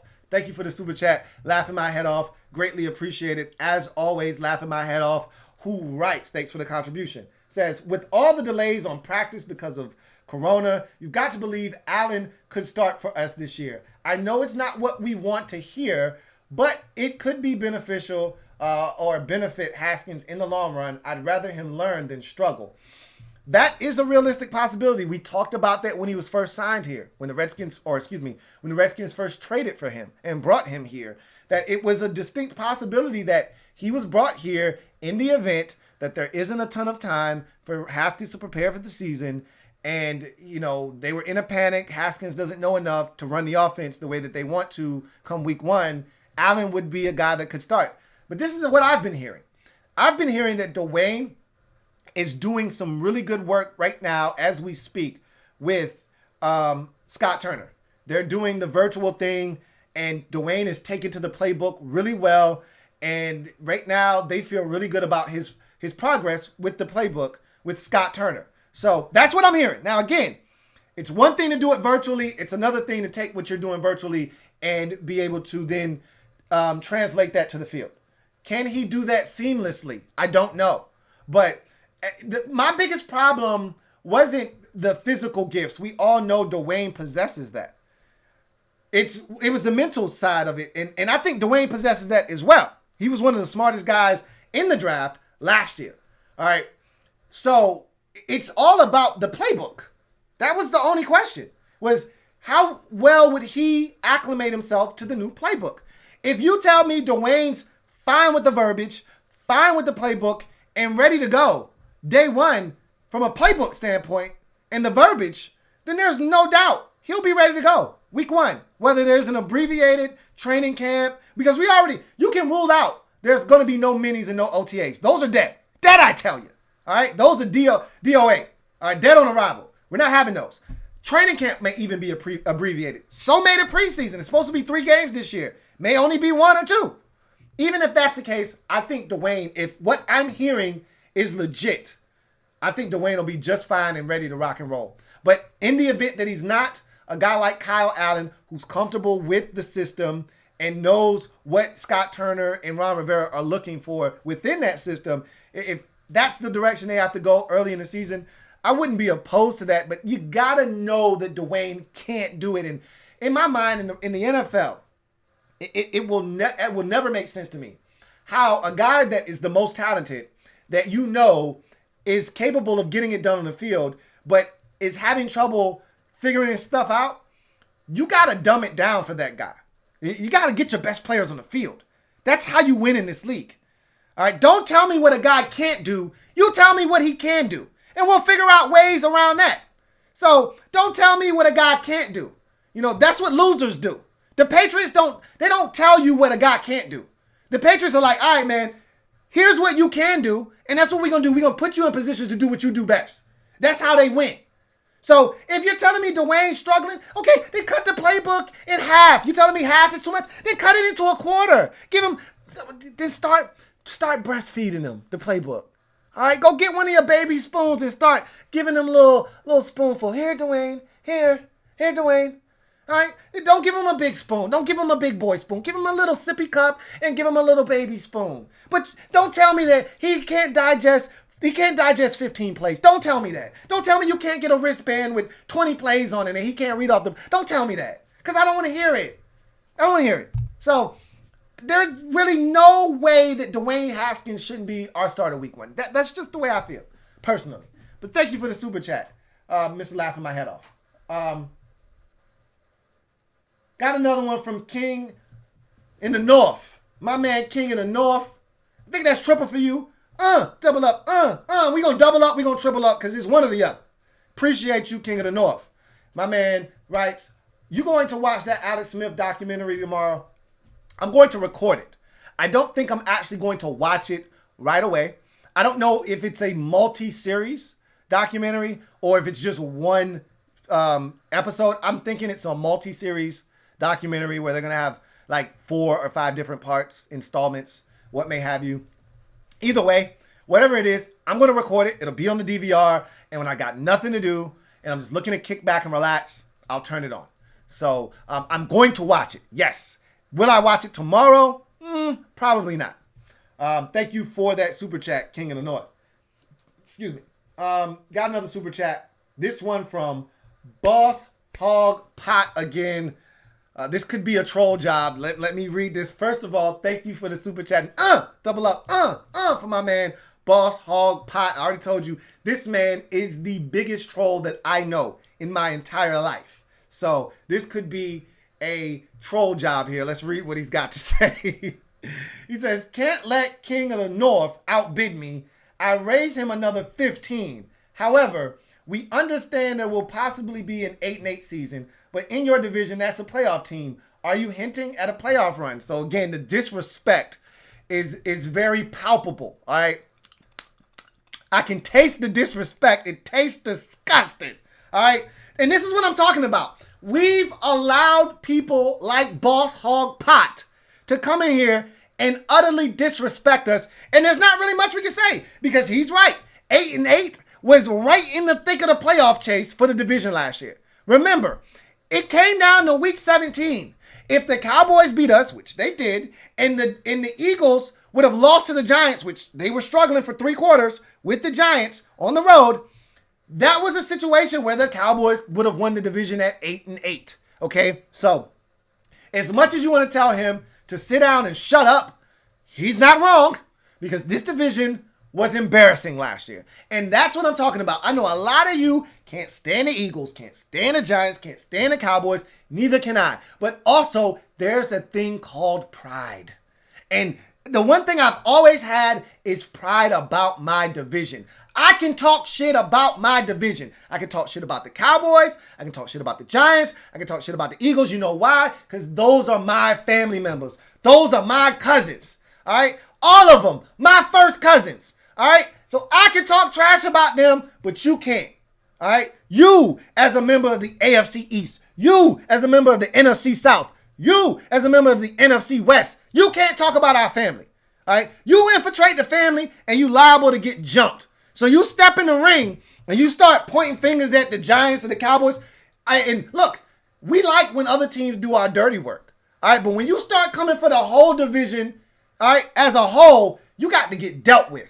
All right, and that's when you get a 3-1 put on your head, or it would be 1-3 for that particular team. You know, if the Dolphins start pointing at, like this upcoming year, we got the AFC North.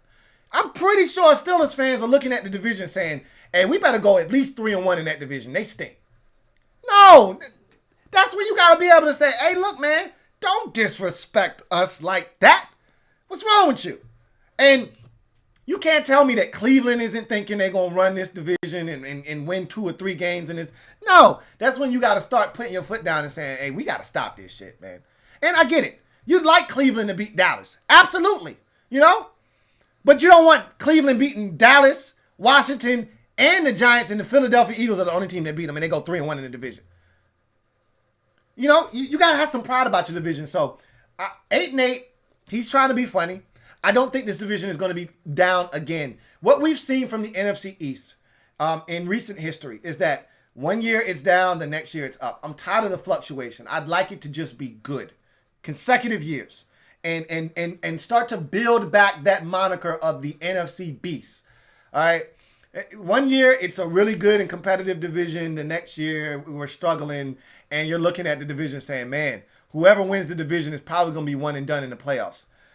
That needs to be over and done with, man. I long and yearn for the days of the late 80s, early 90s, when the NFC East ran this shit. There was a stretch there from 1990 all the way to 1993, where the NFC East won every Super Bowl. The Giants won it in 90. The Redskins won it in 91. The Cowboys won it in both 92 and 93. We ran the NFL. The entire league ran through the NFC East. And then the Cowboys won it 2 years after that, in 95. So, I said it, or 96. No, it was 95. I said it right. Because the 49ers won it in 94. The Cowboys won it in 95. And then the Packers, I think, won it in 96. Don't quote me on that. But anyway, I know Barry Switzer won another chip with Jimmy's boys. And all he had to do, it was on autopilot at that point. But anyway, I digress. I wanted to go back to that. I don't want the Cowboys to win the Super Bowl. I'd like it to be us. But I want that respect level back. And you get guys like Boss Hog Pot disrespecting the division, saying that 8-8's going to win it because we're not good right now. And there's not much we can say. So, I don't think 8-8 is a playoff run. No, that's not what I'm saying, jerk. Thank you for the super chat anyway, Boss Hog Pot. King of the North, back for more. Appreciate you, King of the North. Greatly appreciate you. My man, King of the North, says, NFC East team that had the best draft. If we're not first, where do we rank? So the team that I thought had the best draft in the NFC East is the Dallas Cowboys. I think I've said that before. If I haven't, I'm going to say it now. The Cowboys had a remarkable draft. I thought they got value throughout the draft. The Bradley and I pick, like in the 5th or 6th round where they got him, ridiculous value. I like Bradley and I a lot. Now, remember, I didn't want them to get Kelvin Chase on because I didn't want another guy opposite of DeMarcus Lawrence. Well, shit, they got Bradley and I think he's a quality pass rusher. He's got his limitations, but he's still a damn good pass rusher. And, remember the guy I mocked us, Reggie Robinson II? Like, that was a guy I actually liked, which is why I mocked him to us. They got him. They got Trayvon Diggs, a guy that I thought had potential first-round talent. I thought he was a second-round pick. They got him in the second round. CeeDee Lamb, there was no way CeeDee Lamb was supposed to fall to them. Like, they didn't even think CeeDee Lamb was going to fall to them. It was a joke that he fell to them. Ridiculous. And we talked about guys falling in the draft, and he didn't fall far, but he fell far enough to end up on a team that I didn't want him to end up on. We talked about that happening, that guys were going to fall because of all of the talent and all of the offensive linemen and quarterbacks. They were going to get pushed up, and because of that, by virtue of that, other guys were going to get pushed down that had no business getting pushed down, and Henry Ruggs gets selected. Look, I'd much rather it be CeeDee Lamb than Henry Ruggs. I got what I asked for, but I didn't ask for CeeDee Lamb to be in the division or on the Cowboys either. If CeeDee Lamb were a Philadelphia Eagle, I'd feel a lot better than that. But adding him to a mix, we already struggle with Amari Cooper as it is. Adding him to that mix, and Michael Gallup, not half bad, okay? He's done us in a couple of times too. So you add him to that mix. They got, Zeke Elliott still in the backfield, and we find it pretty hard to corral him. I think that's about to change. But they got Zeke Elliott. They got Tony Pollard. They got all this talent. I told you, I was eyeballing their stuff last year, at the tight end position. when they re-signed their tight end, I was looking at him out of the corner of my eye like, hey, if you don't want him, I damn sure would take him. And they was like, nah, that's our stuff. We gonna hold on to him, man. Thanks, but that's our guy. You know, we love poaching away talent in the division. So I had my eye on their tight end. They ended up re-signing him. And so, it's a lot of talent there, and they just added a bunch of it to the mix. I hated the fact that they were able to sign Gerald McCoy and what's my man from the Panthers, Dontari Poe on the inside to go with Tank Lawrence. I'm like, shit, how many of these dudes do you need up front? Then to add a Bradley Anae late in the draft, I just thought the Cowboys had a fantastic draft. It's what they do this time of the year. So they're first. Let me take a look at the Giants draft. I feel like we had a much better draft than the Eagles. Even though I think that, and I know Eagles fans don't love the selection of Jalen Hurts. I thought that was a great selection by Howie Roseman. I don't know now I didn't love their first round selection. I've told you guys that already. But anyhow, I think we're second. I think we're better than the Giants. I'm gonna look at the Giants draft really quick and see what they did. But I like to think that I put our first 4 picks up against anybody not Dallas in the rest of the division. But just for the sake of saying, let's look at the Giants draft, shall we, and see what they did. And I know they did some good things early on. Obviously, they got the tackle, Andrew Thomas. Xavier McKinney, I thought was a steal in the second round, so that's a big get. Darnay Holmes is a really quality cornerback out of UCLA. Shane Lemieux is a solid guard. I take our draft over the Giants draft. So Giants come in at third, and the Eagles come in at fourth. So that's how I view it. I thought the Eagles did some good things, don't get me wrong. But if you ask me who improved their team the most through the draft, I'd say Cowboys, Redskins, Giants, Eagles. So there you have it. Thank you for the Super Chat, King, in the North. Let's see if we have any more Super Chats, and we do. So let's get to some more of those. This next Super Chat is from my man.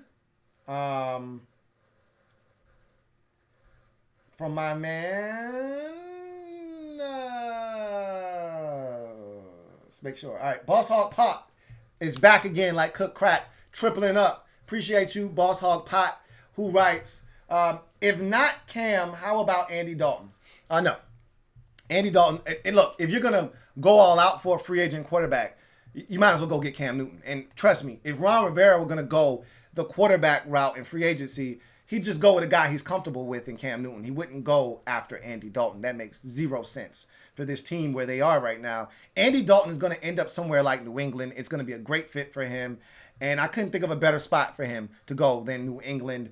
I don't know if he's going to start in New England, but that would be the thought process. The train of thought would be he come in, start immediately, and if they really like the quarterback from Auburn as a potential long-term option, he'd get in at some point if the season doesn't go the way they want it to. But I think they want to win, and they want to win right now. And so Andy Dalton would probably give them the best chance to do that. But we'll see what they decide to do in New England. But Andy Dalton definitely not an option here in Washington whatsoever. If it's either Cam Newton or nobody in terms of free agency, if you're talking quarterback still available, and I can tell you right now, it's not going to be either one of those guys. It definitely isn't Andy Dalton for sure. Mark Mullinex, thank you once again, Boss Hog Pot, for the super chat. Mark Mullinex, thank you for the super chat, Mark Mullinex. My man Eminem writes, how good is Gibson? Oh man, I'm really excited. I did a video, so I don't want to bore everybody that has watched that video because most of you have watched that video. The numbers suggest that. So I'm not going to bore the people that have watched that video here by telling you how good he is. Go watch the video.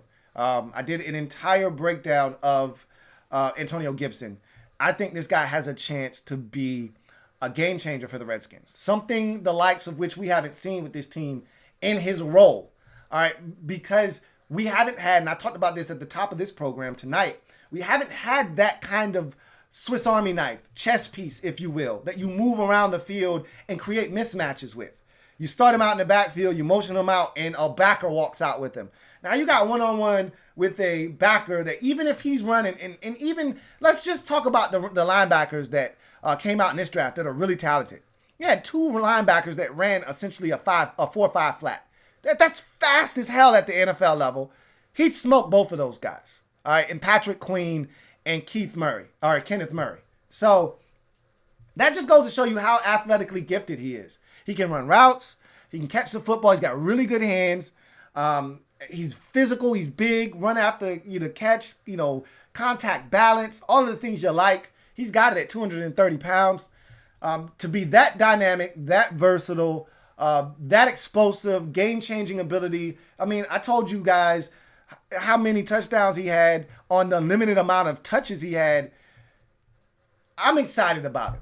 Just say that. And if you want to know more about Gibson, go watch the video that I did on Antonio Gibson. Thank you for the super chat, Mark Mullinex. Got another super chat from Mark Mullinex. So my man Eminem, double up, for my man Double M Mark Mullinex, who is doubling up and also writes, LOL, my friend is a Tampa Bay Buccaneers fan, and he told me he wouldn't go back to FedEx Field because one fan peed on the Tampa Bay flag of his.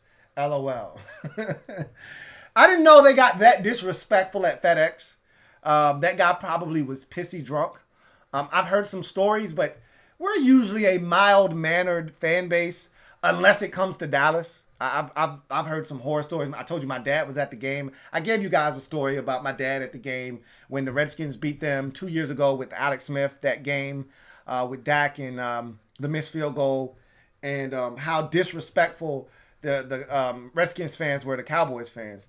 Outside of the Cowboys, I didn't know Redskins fans still got really legit ignorant like that, pissing on stuff. That's next level ignorant. I'm not saying I'm an advocate for that, but people don't respect FedEx Field. It's viewed as a dump, number one. Number two, it's viewed as a place that's easy to be hostilely taken over. And so I didn't know that people actually experience things like that at FedEx Field. Fans usually come away joyous because their team went into FedEx and won. And took over. And most of the Redskins faithful leave. And then it sounds like 25,000 of the opposing fans, a team's fans there at the end of the game, shouting whatever that team's moniker or slogan is. So I didn't know that actually existed. So good for the Redskins for representing. I feel bad for your friend. Nobody needs to get their stuff peed on. Like, that's not good. But don't be bringing that weak stuff in here. And he had to find that out the hard way. Sorry, but I'm not sorry. Thank you for the super chat, Mark Mullinex. Got another super chat. This one from my man Protect Sports. As I told you, that's my man Tones. Make sure you go sub his channel up over at Protect Sports, doing some really good things. He broke down the draft. Make sure you check my man Tones out. So, my man Tones writes, chances we restructure Kerrigan's deal? If so, how?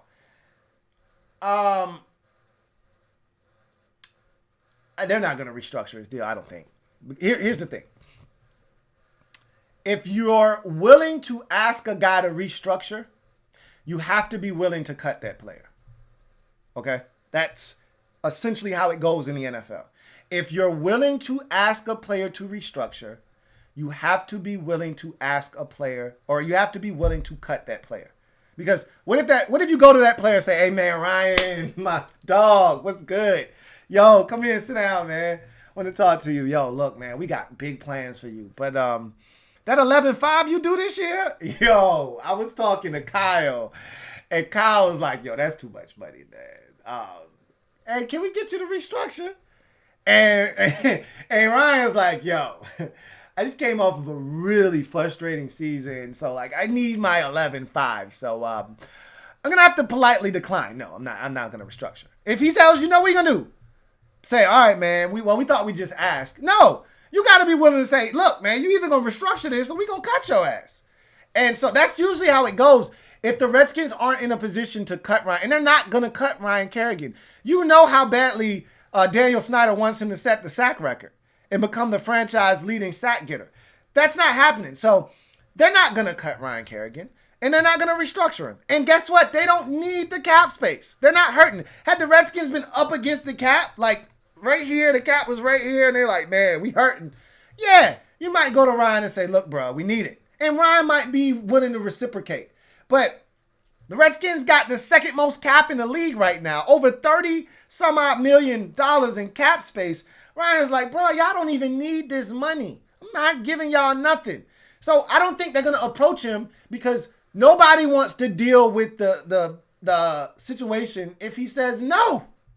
You know, you got to be willing to cut a dude if he tells you no. That's what restructuring is all about. Either you're going to help the team out or we got to cut you. Either way, we're going to get some of this money back. It's either some of it or all of it. What do you want? Which one are you looking for? All right? And so I don't see the team doing that. So I don't think Ryan Kerrigan is a candidate to be restructured. And really, if you were going to do that, you would have done that with Ryan before free agency started because you would have wanted that money going into free agency. The fact that you didn't do it then means you're probably not going to do it now. So, thank you for the super chat, Protect Sports. Mr. Smith, thank you for the super chat. Greatly appreciated. Mr. Smith writes, Yokel Boxing on Twitter is the biggest troll. I don't know if you're Yokel Boxing on Twitter and you're just trying to get me to agree, but I agree. He is. Now, it doesn't affect me. I don't get bent out of shape, but I just grin and shake my head at his tweets. I don't know if he's doing it for attention or if he actually believes the things that he tweets. I don't honestly care. I don't care enough because I told you, there are going to be people that actually feel the way that he does. And if you go into these Redskin chat rooms and these groups, you'll find a lot of yokel boxings in there. He's not the only one. But I don't get caught up in that stuff because I believe what I believe and nobody's going to make me feel any different. But remember, I was telling you guys about someone that said the draft was a C minus or a C plus, and when they got Thaddeus Moss as a PFA, that it went from a C to a B. I was like, what? Man, get out of here.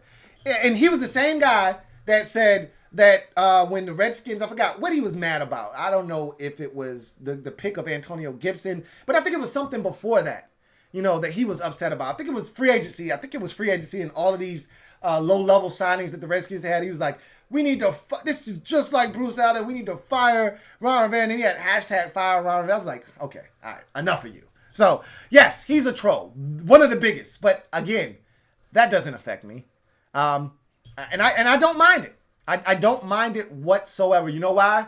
Because as I've always told you guys, in every sector of the fan base, in any fan base that is, Buccaneers, Saints, Panthers, Lions, Jags, Patriots, you're going to have trolls in the corner of every fan base. In every sector of a fan base, there's trolls. But guess what? I'm still going to wrap my arms around him and hug him. Why? Because he's family, man. I told you, there's always the strange cousin or the weird uncle that at the cookout, nobody really talks to that guy, but he's still at the cookout. Why? Because he's family. We all accept that Uncle Terry is a little off, all right? And we leave Uncle Terry to his devices in the corner over there. You, hey, what's up, Uncle Terry? And you keep it pushing. You don't have a lot to say to Uncle Terry, but he's still family. Yokel Boxing, albeit a troll and a very big one, still family. So I embrace him nonetheless. Because when we start winning, he's going to start grinning. And guess what? It's all love. We all family. All right? Because at the end of the day, we may all try to go about it a different way. You may not agree with the way that they're going about it right now with some of the signings. You may not agree with... I know some people that don't like the Antonio Gibson draft pick in the third round. We got bigger needs. And, there were a lot of people that wanted to trade number 2. Didn't want Chase Young. They wanted to trade back and get as many picks as possible. Again, Everybody has their own opinion. I'm not here to tell you you're right or you're wrong. I'm just here to tell you that we all share the same goal. We all want the same thing. We may take different paths to get there, but we all want the same thing. And that's for the Redskins to win a ring. Okay? We all want the same thing. How we get there may be different. We may disagree on whether Dwayne Haskins is the quarterback of the future. You go to Redskins Review. You couldn't tell him that Dwayne Haskins is the guy. He wants everybody but Dwayne Haskins. Okay? But he wants to win too. He just wants to go about it a different way. He would have preferred the Redskins draft Tua. Okay? He might prefer that they go out and get Cam Newton. At the end of the day, he wants to win just like you want to win, just like I want to win. He just wants to go about it a different way. Whatever the case may be, we all family. So, thank you for the super chat, Mr. Smith. Derek B is my guy. Derek B, thank you for the super chat. All right. Derek B writes, Trey Quinn is the odd man out at receiver. Sprinkle may be two if he isn't a new man in camp. No need to option Foster. If he balls out, we can franchise him. So there's a lot of layers to this comment. So he says Trey Quinn is the odd man out at wide receiver. Does he have to be? We got 4 receivers right now that we know of. Is there a 5th that I'm missing? Generally, teams keep 5 receivers. Is there a 5th receiver that you're more impressed with at this point when you look at the Redskins roster as it is laid out? Is there a guy that strikes you as a better option than Trey Quinn right now as your 5th option at receiver? I'm trying to think right now. There aren't many guys that blow me away that I say Trey Quinn doesn't deserve another option, because when Trey's healthy, he's been effective. I'm not saying, I'm just saying I wouldn't mind Trey Quinn being back on the roster next season. He could be the odd man out. If another guy comes into camp, balls out of control, and I know there's a lot of you Sims, not Steven, but the other Sims, the tall one. All right, Cam Sims. A lot of Cam Sims fans out there. How? I don't know. I never met the guy. I just know there's a lot of y'all that really think that this guy's the next coming of fill in the blank 6'5" talented wide receiver in this league. All right. You think he's the next Randy Moss or something like that. And I just don't see it. I don't know why. But let's say Cam Sims comes in, a determined wide receiver, new coaching staff. He feels like he's got new life, and he comes in and he tears it up next year. Maybe Trey Quinn's the odd man out then. Sure. Absolutely. Why not? But right now, I just don't see anybody pushing. If they're keeping 5, that's the assumption. They could keep 4. Carolina's kept 4 before. I don't think they're keeping 4. I think they're keeping 5. I think Trey's fine. But he could be the odd man out. We'll see. Sprinkle could be a new man in camp. He could not be.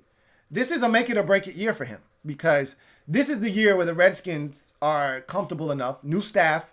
The guys that drafted you aren't here to protect you anymore. This is the year that Sprinkle is put up or shut up time. If he doesn't come out and prove that he is one of the 3 best tight ends on this roster, he could be gone. So I agree with you. If Sprinkle's not a new man, he could be out. Sprink could be out for sure. And then, as you said, no need to option Reuben Foster. I think I said this at the top of the show. Maybe I didn't, but let me tell you how I feel about that.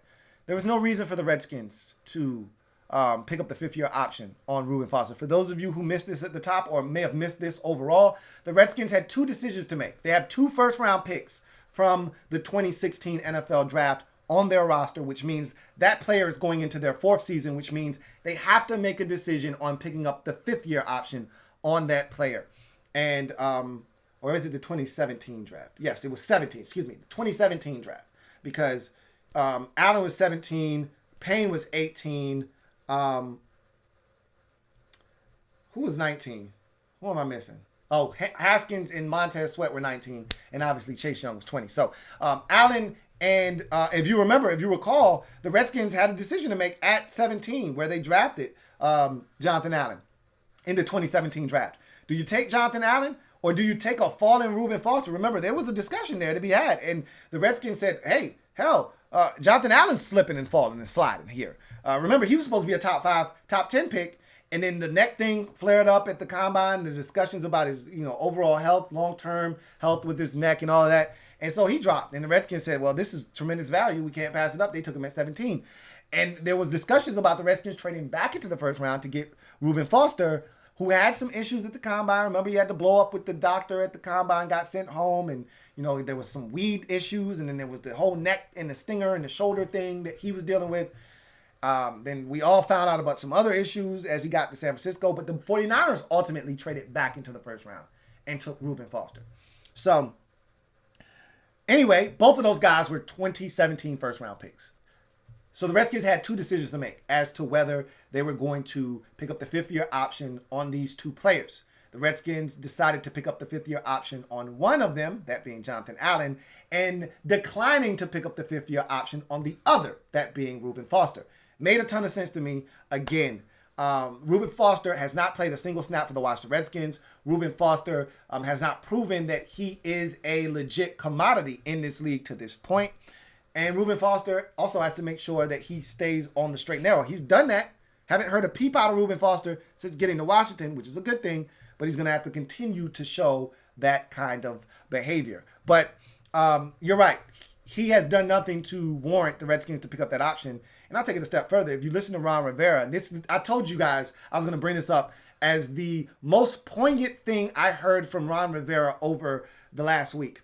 And I've heard a lot from Ron Rivera and Kyle Smith over the last week. But this was the thing that stuck out the most. I think Kyle Smith started it and Ron Rivera piggybacked off of it, in which they talked about Ron Rivera. And I think Kyle Smith brought it up first by saying, Ron and I talked, and I think it was in regards to Trent, when they asked him about, the Trent trade and do they feel like they got, good value for Trent Williams. And he said, look, Ron and I talked about this, and we came to an agreement that Ron wasn't comfortable extending anybody. That's why Ryan Kerrigan hasn't gotten a new deal. That's why Sheriff, and I think they would like to do a deal with him, but they haven't been able to, hasn't gotten a deal. I think they really want to do a deal with Sheriff, though. I think he's the outlier of the group. But everyone else that's on deals where you could extend them at this point, nobody's gotten a deal. Why? Because he said, we came to an agreement that we didn't want to sign guys to long-term deals. If you had 1 year left on your deal, we weren't going to re-up you because we aren't sure if you mesh with Coach Rivera or not. We don't want to just jump. And that's where the disconnect came with Dunny. That's where the disconnect came with Trent. And I think that's where some of the issues kind of started to kind of seep in, is that Dunny wanted a new deal. Well, they told Dunny, we're not giving out deals right now, bro, because we're not sure if you're going to jive and mesh with what we're doing moving forward. You may not fit into our locker room culture, or you may not fit what we want to do schematically on the field. All right. And we may not love you in the scheme that Jack Del Rio is running. And if we give you a 4-year deal, an extension, we're stuck with you. We don't want to do that. You come in, you prove yourself, you play, and we feel like you add value to this team, then we'll talk turkey next year. And so that was the biggest takeaway for me this weekend, was that they pretty much made a hardline stance in this offseason, saying, look, not doing a bunch of long-term deals. We're not extending anybody with a year left on their deal. We're not even talking to them. Why? Because we want to make sure they mesh with Ron and what we're trying to build moving forward. And it makes sense. I get it. Because if you extend Quentin Dunbar and then later you find out Quentin Dunbar is an asshole in the locker room, and I'm not saying that was the case, but you find out later that Quentin Dunbar is a malcontent. And man, can this guy not stay healthy? You say, well, damn, we just signed him to a 3-year extension. He's got 4 years left in Washington. What did we just do? We locked ourselves into a guy that we're not sure about. Well, don't do that. And they're not. So, same thing with Reuben Foster. 1 year left. This is his last year, essentially. He's playing in a contract season. Prove it. Prove you belong here. Prove that you add value to this roster, and we'll reward you with a contract next season. Thank you for the super chat, Derek B. Hate E says, thank you for the super chat, first of all. And double up, for my man Hate E. Thank you for doubling up. My man Hate E writes, Montez Sweat, Chase Young will be the best young duo ever. We'll see. I don't know about that. I can't be 1,000% sure about that. But I do know this much. I'm excited to see what these guys do. Ain't nothing like having a tag team back again. Hey, saddle these boys up and let's let them wreck again. All right? I want to see these boys off the edge, all right, as a tandem, because now you can't just focus on one side. You got one on one side, you got one on the other side. And if these boys in the middle are doing their job and collapsing this pocket, there is absolutely nowhere to go. And that is going to be so much fun to watch. I can't wait to see the pocket collapse for the first time. Like an absolute jailbreak. Young coming from one side, Sweat coming from behind, and the pocket in the interior just collapsing like there's dynamite at the bottom of this building that they're about to demolish, and you just watch that shit crumble to the ground. I can't wait to see that first pocket collapse where that quarterback didn't stand a chance. He took his fifth step on that drop back on 3rd and 8, and he just ducked for cover, man. He just ducked, and that whole pocket just engulfed him. Man, that's going to be a sight for sore eyes when I see that for the first time. Anyhow, thank you for the super chat, Hate E. All right. See if we got any more super chats. And we got some more super chats, so we're going to get to those. The next one is from my man, Joe Rockhead J, who just wanted to support. Appreciate you, Joe Rockhead J. Thank you for the support and the super chat. Got another super chat. This one from Mark Molinex. Thank you for the third of the night from you, Eminem. Greatly appreciate you, my man. Eminem writes, could we still get tight end O.J. Howard? Anything's possible. Highly unlikely at this point. I mean, if you're going to trade for O.J. Howard, most likely you were going to give up draft capital for this year's draft. And the Buccaneers just picked up his 5th-year option. So I just don't see the reasoning for Tampa Bay moving on from. I talked about this already. I told you I did not think the Redskins were going to trade for O.J. Howard. It did not make any sense on Tampa Bay's part.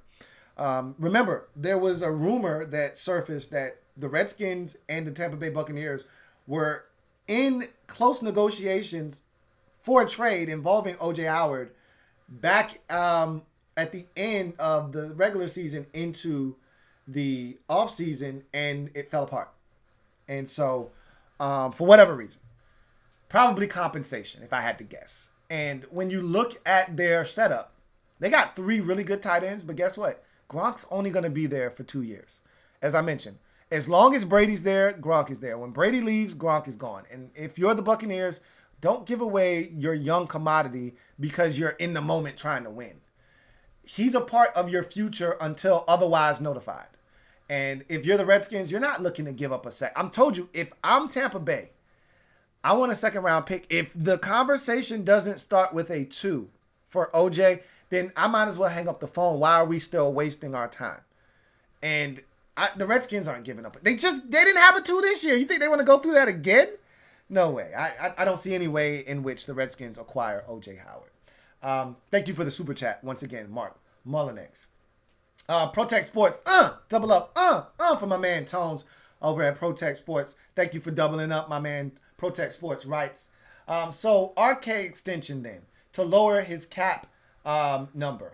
Ryan Kerrigan extension. You could do that, but again, where does he fit in the future? They're not doing a new deal with Kerrigan, like I mentioned, and they said that already. They basically said, we're not doing guys on 1-year deals. Why? They want to know where he fits. What if they get into this season and we get 8-9 games in and Ryan Kerrigan is a non-factor? As a matter of fact, he's rarely even playing, to the point where the Redskins are trying to coax someone to give them a 6th-round pick for him at the trade deadline.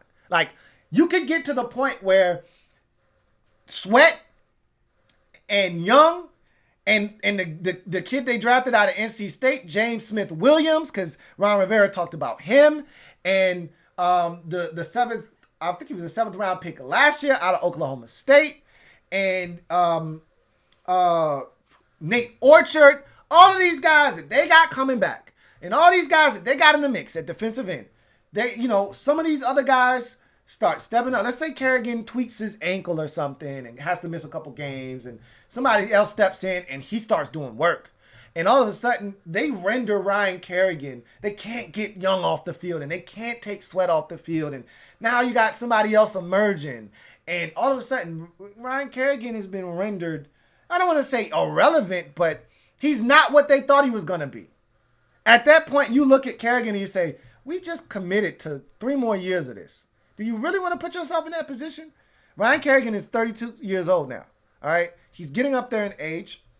He's been a really productive member of this football team, but at some point, not going to be a guy that you're going to be relying on.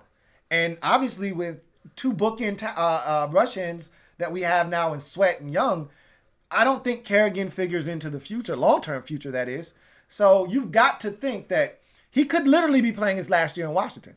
So why would you extend him and you don't know how he fits? That's part of the whole rationale behind, we're not doing extensions with guys with 1 year left on their deal because we want to see how they fit in. Now, if Kerrigan goes out, has a 9.5 sack season in limited snaps and plays his ass off, and they say, look, man, there's still a lot left in this tank, and we love him in our rotation, and Kerrigan wants to stay because he feels like we're building something, and there's a number that they can agree on that makes sense for all parties, he'll be back next year.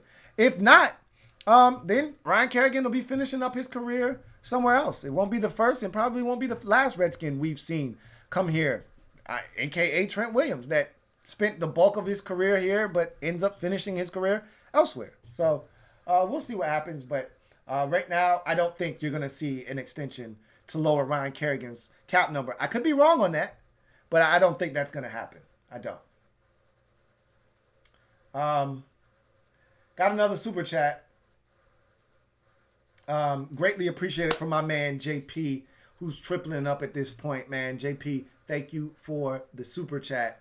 My man JP writes, does Chase Young win Defensive Rookie of the Year or will Simmons get it?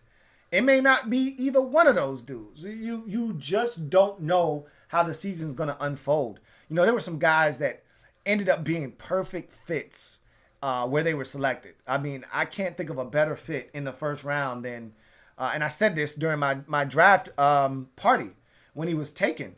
I can't think of a better fit in the first round than Patrick Queen to the Baltimore Ravens. Like, he is going to feast in that defense. And he could have a monster rookie season. It's not out of the realm of possibility. Isaiah Simmons could have a really good year.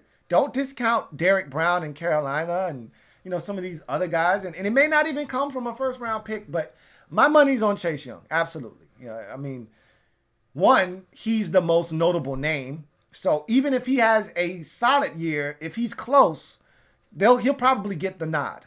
But we're expecting big things from him. I'd like to think that he's the odds-on favorite right now. But we'll see what happens. Obviously, we're in the offseason. We're literally days removed from the draft. So that's an impossible question to answer at this point. But the money's on Chase Young, for sure. Thank you for the super chat once again, JP. Got another super chat. This one from Ken C. Thank you for the super chat, Ken C. Greatly appreciate it. My man Ken writes, just joined you today. Keep up the great work, bro. Been following you for good times. Best skins tube. Appreciate you, Ken C, man. Thank you so much for your support. And I look forward to chopping it up with you in the future. And hopefully your support continues here on the Louis T Network. All right. Continuing down the list. Let's see if we got any more super chats. Yep, we got more super chats. So let's see where we left off at. The next super chat is from Hong Kong Fooey, #1 Private Eye.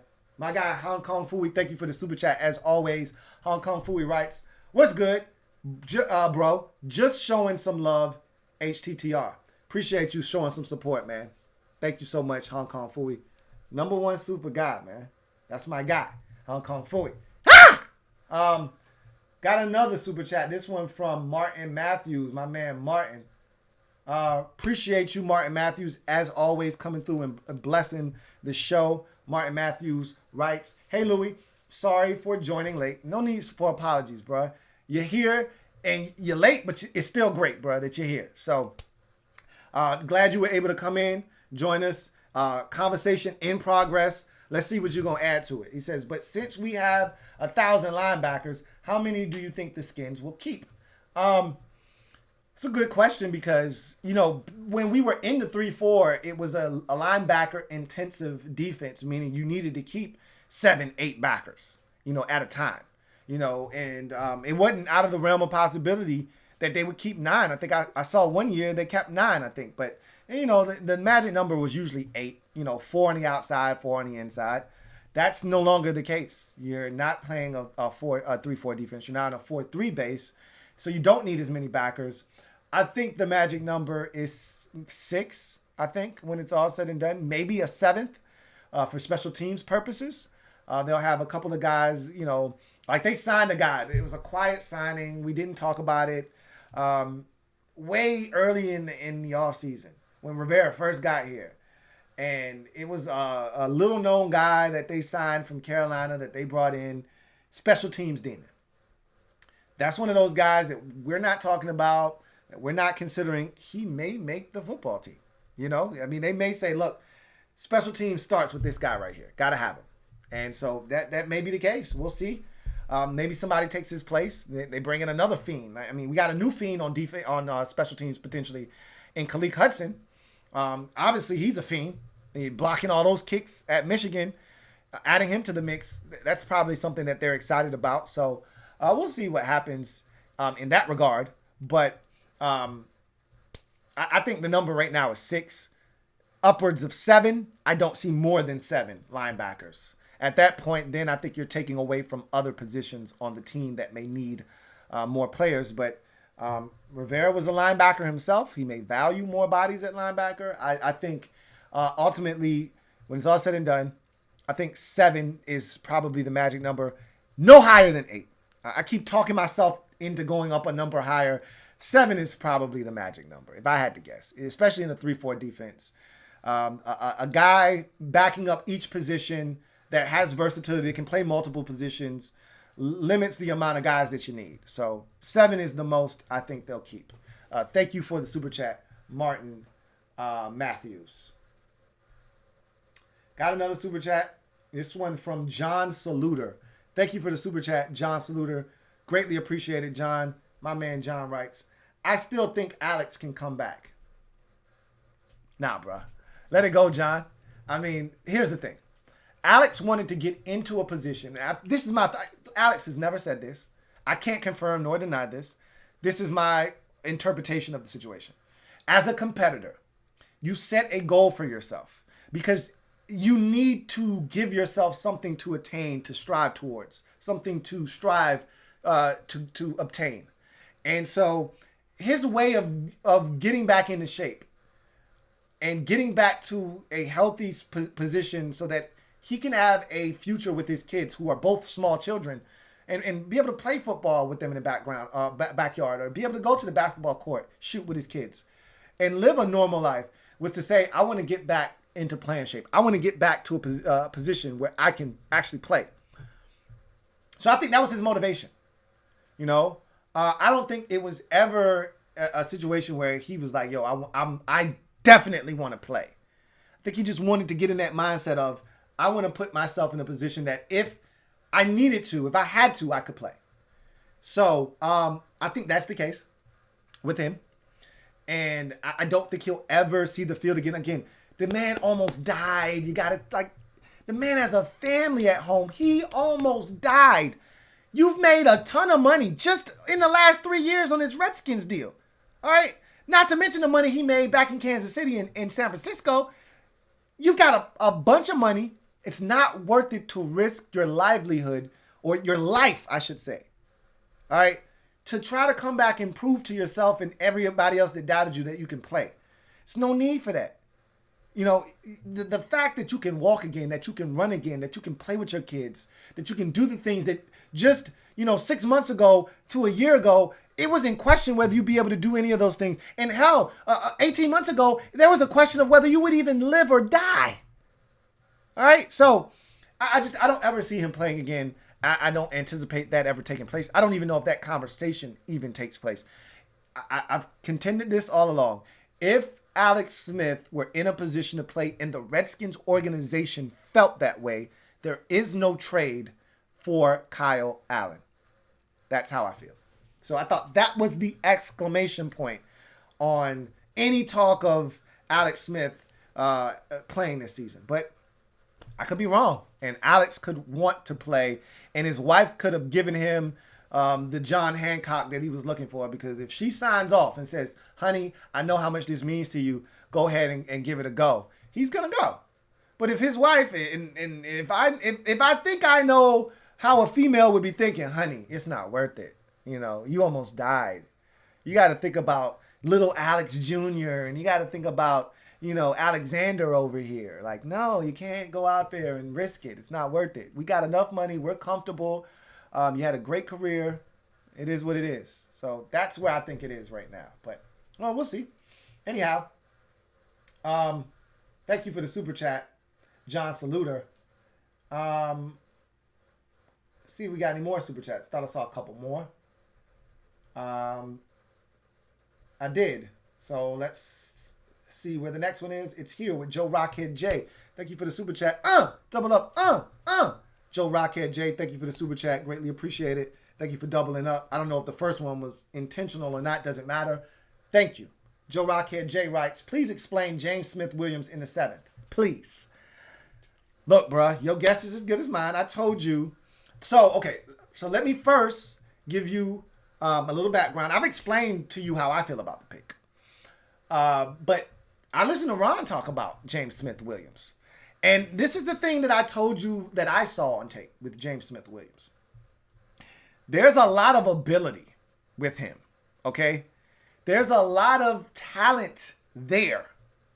There is absolutely no, there is no kind of structure to what he's doing whatsoever. Like, there's no rhyme or reason. He's not trying to spin. There's no speed rush.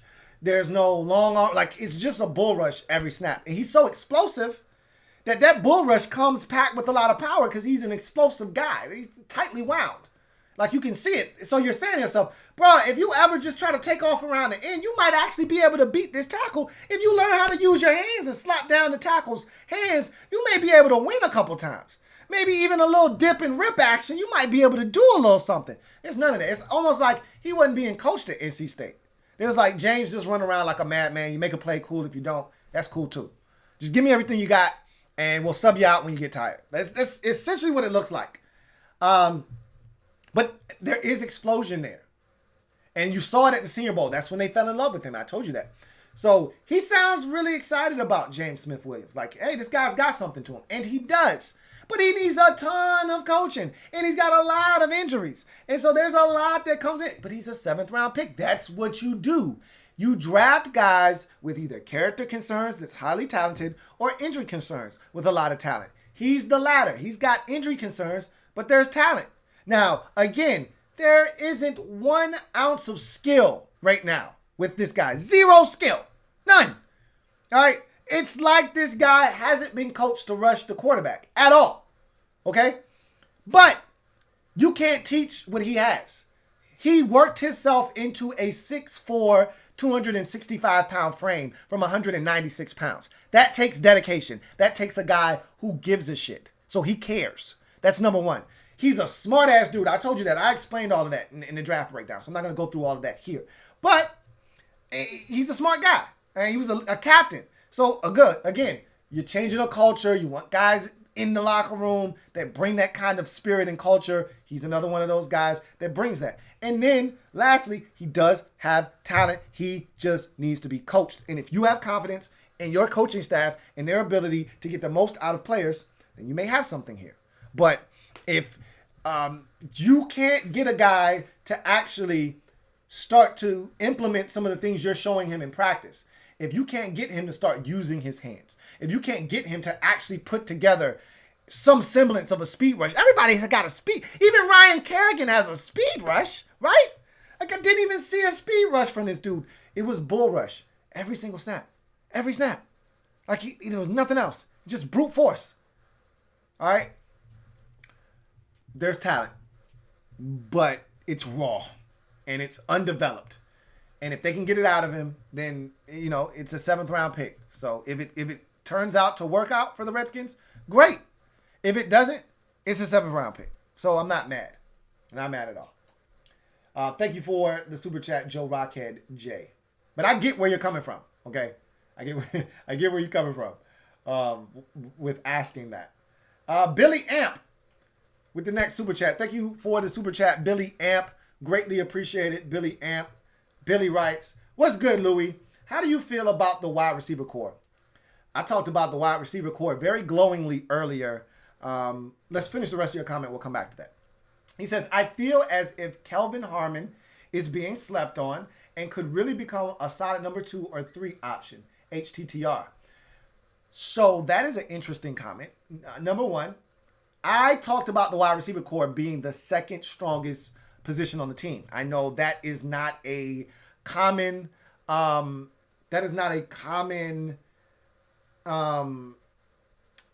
viewpoint right now.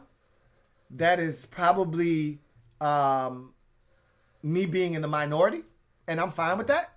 But I do think that this wide receiver core is a lot better than people think. And I'll take it a step further. I love the fact that you said Kelvin Harmon is being slept on, because I do think that is the case. I am guilty. Guilty as charged. And Kelvin didn't do anything wrong in his rookie season. As a matter of fact, I started to see what I thought we were going to see earlier in the season at the end of the season.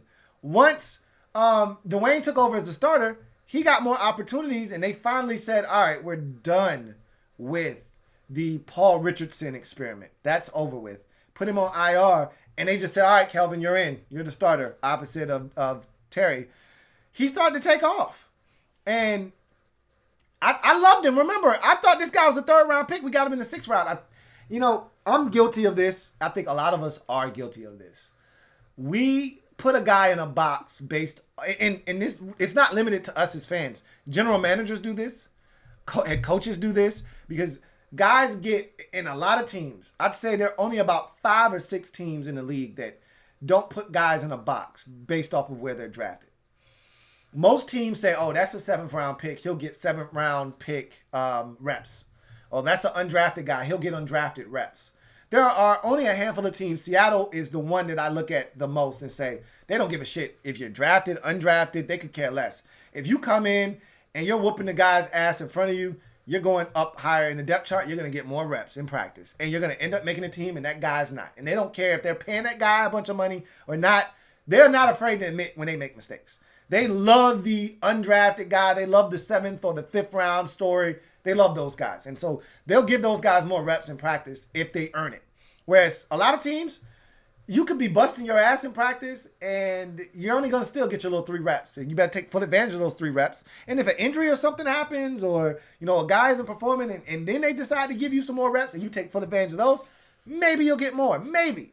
But most teams, you're not seeing a guy like that make a team, because they're not getting enough opportunities.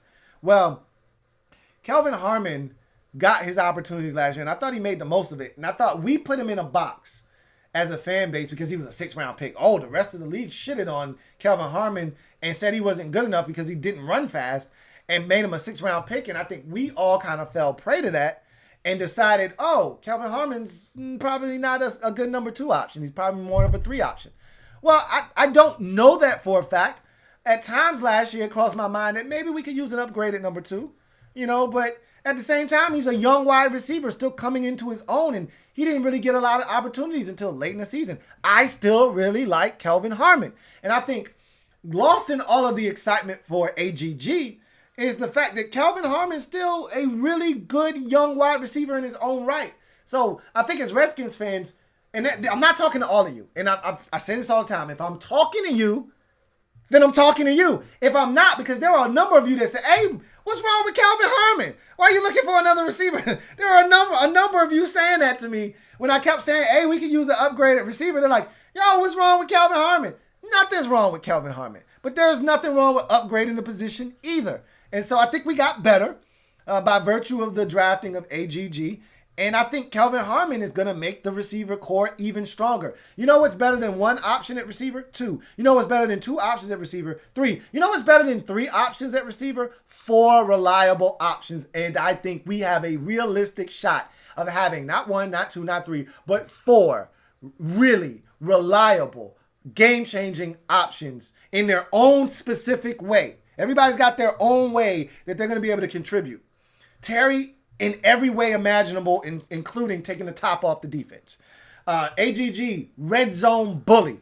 You know, you heard Ron Rivera over the weekend talk about his ability on third and intermediate, 3rd and 7, 3rd and 6, to just post up and move the sticks. Love him in the red zone. I think that's where he's going to really stand out. You look at Steven Sims, 3rd down slot machine. 3rd and 6. Dwayne needs somebody to win, and he needs him to win right now. Terry Sims or Steven Sims Jr. is the man for the job. All right. You want a guy with separation. If Dwayne needs to see somebody win, Steven Sims is the man for the job. And then Kelvin Harmon kind of just doing a little bit of everything. 3rd down possession receiver, a blocker. He was a physical blocker coming out of NC State. Just doing all of the dirty work, the odd and even and the even jobs.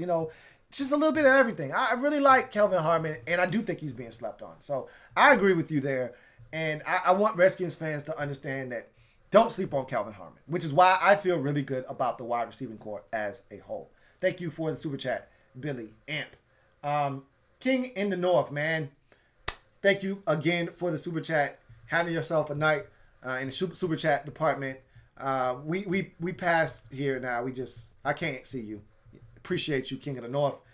He writes, how good do you think AGG can be? Is he better than Kelvin Harmon? Dotson fooled me once. Don't want it to happen again. This is the thing. We all overestimated Josh Dotson's talent and underestimated his lack of love for the game of football. There can't be an uneven balance there. Like, you gotta love the game, and then your talent will show itself. It'll reveal itself if you love the game of football. If you're gonna work tirelessly to get better, if you want to be there, if you want to be a part of something, it'll show if you're talented. Josh Doctson, I don't think loved football. I think he enjoys the game of football when it's fun. He's having a good time, but the environment has to be perfect, which it wasn't in Washington. And I don't think he enjoyed himself, and I don't think he was having fun, and I don't think he absolutely 100% unequivocally loves the game of football. So with that being said, I don't get those vibes from AGG. I see a guy that loves football. I see a guy that has elite traits, and I think he is ready to use them. And this is the thing. When you watch Josh Doctson, I was excited about him coming out of TCU. But I was excited about him, not because of his route running. I told you that was one of the things I wasn't all that impressed about. It was because of his ability to go up and high point the football. And I thought that's what he was going to bring to the table here. And that's the thing that Jay Gruden was excited about, was Josh Doctson's ability to go up and get the football. And we gave him a chance to do it on a Monday night versus Kansas City to potentially get a game winner. And he had it, and then he didn't have it. And that was the story of Josh Doctson. We saw bits and pieces. Remember the Dallas game where he had 2 touchdowns and he went up and got one back of the end zone? He's like, whoa, that's the Josh Doctson we've been looking for. Too few and far between. And at the end of the day, Josh Doctson was disappointing. I don't see that in AGG. I really think that this guy, look, I wouldn't try to sell you a bill of goods. I was wrong on Josh Doctson just like most of you were. I thought Josh Doctson was going to be really good. But early on, I told you guys, I'm not seeing it with Josh Doctson, man. I told you guys that really, really early. Like, I'm not seeing it with this dude. I'm not going to give up on him, and I told you that. I wasn't going to give up on him. But I just don't see a guy that's a competitor. AGG, you see, like, Josh Doctson wasn't throwing guys off of him at TCU. He looked soft-spoken on the football field at TCU. He looked like a quiet guy. AGG, his game is loud. It's boisterous. All right? He's tossing guys off of him. He's dragging dudes. He's putting his nutsack on helmets. I mean, he's just disrespecting DBs in ways that, would make us proud. I love disrespect on the football field. Love it when it's done in a tactful and tasteful manner. And he does it really well, He had one catch where he catches the football in the end zone, throws the guy off of him, and then just looks at him like, you really thought you could stop me from catching the ball, little guy? Ha! That was funny, man. That was cute. Like, I love it. Disrespect. It's a beautiful thing. I think AGG's ceiling is ridiculously high. I'm excited. Thank you for the super chat. Let's see if we got any more super chats. Yeah, we got more super chats. Let's see where we left off. And here, Tylenol. Thank you for the super chat. Double up. My man Tylenol doubling up. Appreciate you, Tylenol, with the super chat. Tylenol writes, culture translates to character. What player do you believe will make the team is the epitome of character? I read somewhere that character in a player is essential to success.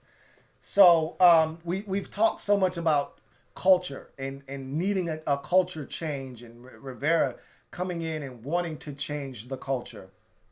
And, what player do I feel like translates to character? He says, what player do I believe will make the team that is the epitome of character? Like I just told you about James Smith-Williams, has a shot to make the team. One of the highest character guys in the entire draft.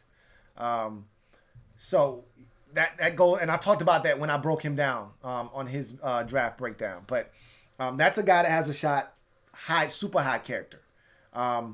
Obviously, AGG comes in, high character guy. They really love him on and off the field. And if you're talking about some Redskins that were already here previous to this new administration, Jonathan Allen is as high a character guy as you're going to find. I mean, Ryan Kerrigan, high class, high character. Part of the reason they want him around. Jonathan Allen is viewed as a leader. The man is still on his rookie deal. And he's viewed as one of the leaders. And when you think about the Redskins and the defense, to me, I skip over Kerrigan, and maybe this is an oversight on my part. I go straight to Jonathan Allen. Anytime the media wants a quote and they want to take the temperature of the defense or the team for that matter, I think the first guy they go to is Jonathan Allen. So that tells you about his character. I read a quote from Jonathan Allen just yesterday, or it might have been today even, where he's talking, and you can tell they view him as a leader on his football team. And he said, they asked him, what's the difference between now and when you were first brought here as a draft pick? And he said the biggest difference is the mentality from top to bottom. When he said, when I first got here, everybody went on the same page. It wasn't all about winning, and that's not the case now. We all on one accord. It's one singular focus, one goal, all guys, all eyes, one prize. And that struck a chord with me because I knew that already. I knew that about Bruce. I knew that about Jay. We all knew about Club J. But to see, these guys haven't even met Ron Rivera yet. They haven't. And the fact that he's already gotten these guys to buy in, most of them, to buy in already, is astounding, which means that him coming in and cleaning house and getting rid of guys that didn't want to be here and kind of setting this new culture into motion is huge. So Jonathan Allen is the first guy I think of. Ryan Kerrigan is another one. You talk about the rookies that are incoming. I think of James Smith-Williams. I think of Antonio Gandy-Golden. Those are guys that jump up. I think of Chase Young.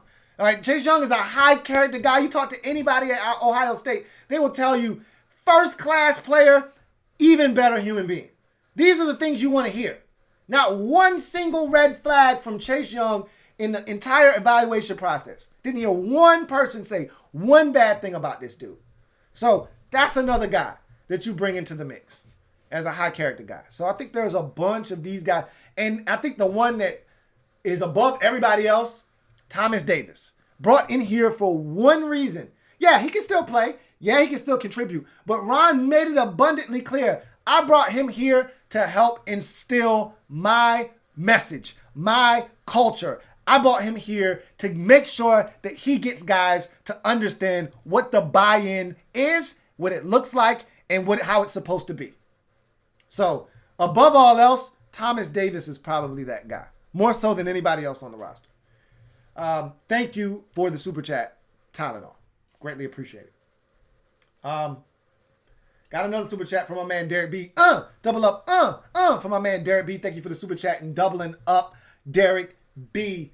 writes, 6 offensive LSU players drafted in the first 4 rounds. Moss, a UFA. Chase and Marshall will be in 2021.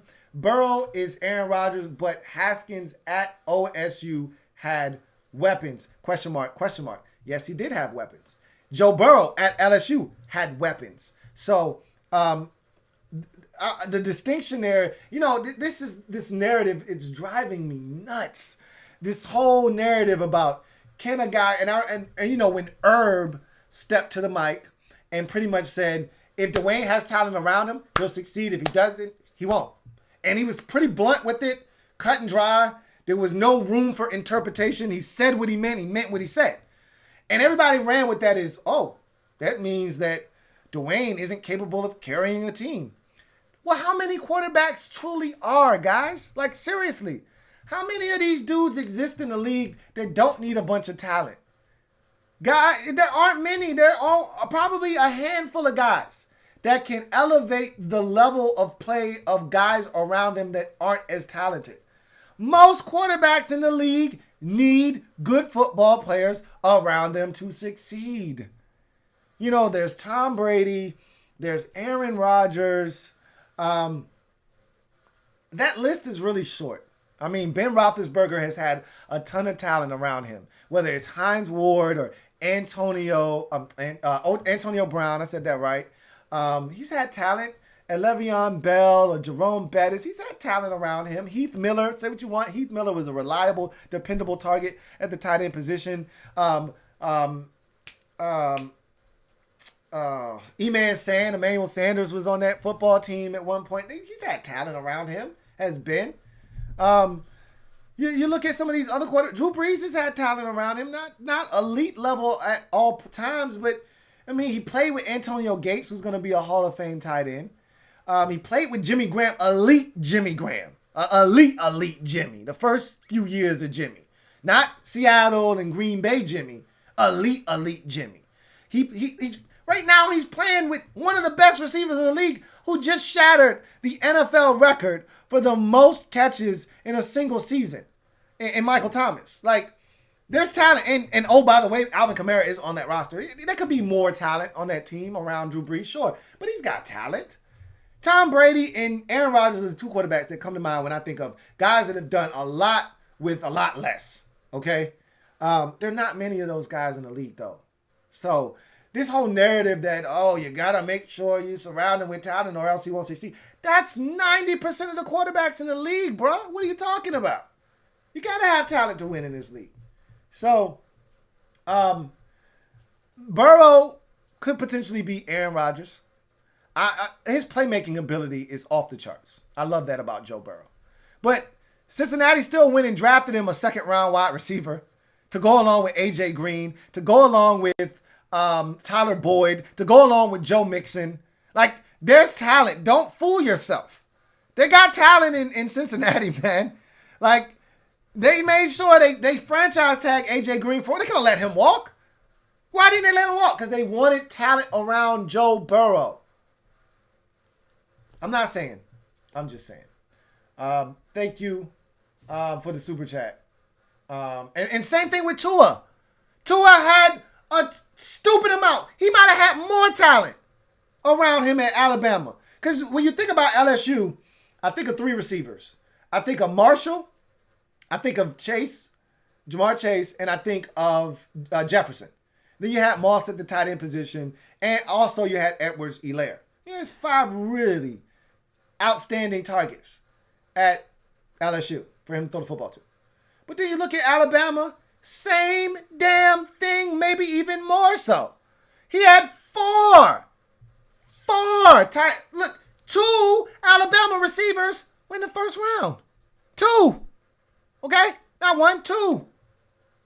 And they got Jalen Marshall. I think it's not Jalen Marshall.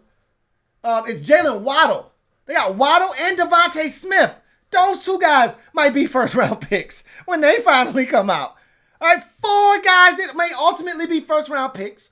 Not to mention, he had and a guy that I gained a greater appreciation for at the running back position. I can't think of his name, but he's big and he can catch the goddamn football. So add him to the mix. He had a bunch of talent around him. Stupid amount. So I don't really know, man. You know, you need talent is all I know. That's all I know. Thank you for the super chat, Derek B. Got another super chat. This one from Contraband Truth. Thank you for the super chat, Contraband Truth, who writes, where do you think Brailford stands in the mix? That was the guy I was trying to think of out of Oklahoma State that I talked about when I talked about the defensive end position and how Kerrigan could be phased out. You know, you never know. That's why you don't give him an extension. You got Brailford also in the mix. He's in the mix. That's all you can say. Right now, we don't know where he is health-wise. I'd like to think he's healthy at this point. But Jordan Brailford, you throw him in the mix. Obviously, the Redskins have 3 guys right now. If you're not counting Ryan Anderson as a defensive end, and let's just count Anderson as a strong side backer at this point. So let's just say that you got 3 guys that are locks to make the team as defensive ends. And there may be ultimately 5 defensive ends that make this football team. 3 of those positions are locked up in Young, Sweat, and Kerrigan, right? So then you got to start thinking to yourself, who are the other 2? Maybe you got 4 guys fighting for 2 spots. You got Jordan Brailford, you got James Smith-Williams, you got Nate Orchard, and I don't know. There may be one more guy in there. I think I'm missing one more person. But you probably got 4 guys fighting for 2 spots. So we'll see what happens. But the way I look at it is there's going to be some competition, you know, to make the football team. They may only go with 4 defensive ends. You know, 2 backups, 2 starters. I think they're going to go with 3. You know, you want to keep that rotation fresh and clean. So I think they go with a 5th guy as well. So we'll see what happens.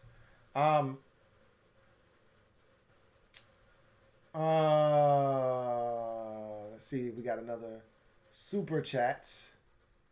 Got another super chat there. Got another super chat there. Got another super chat there and there. So we're going to keep running through these super chats. Let's see. The next super chat is from Martin Matthews. Double up. Thank you for the super chat and doubling up. Martin Matthews, my man.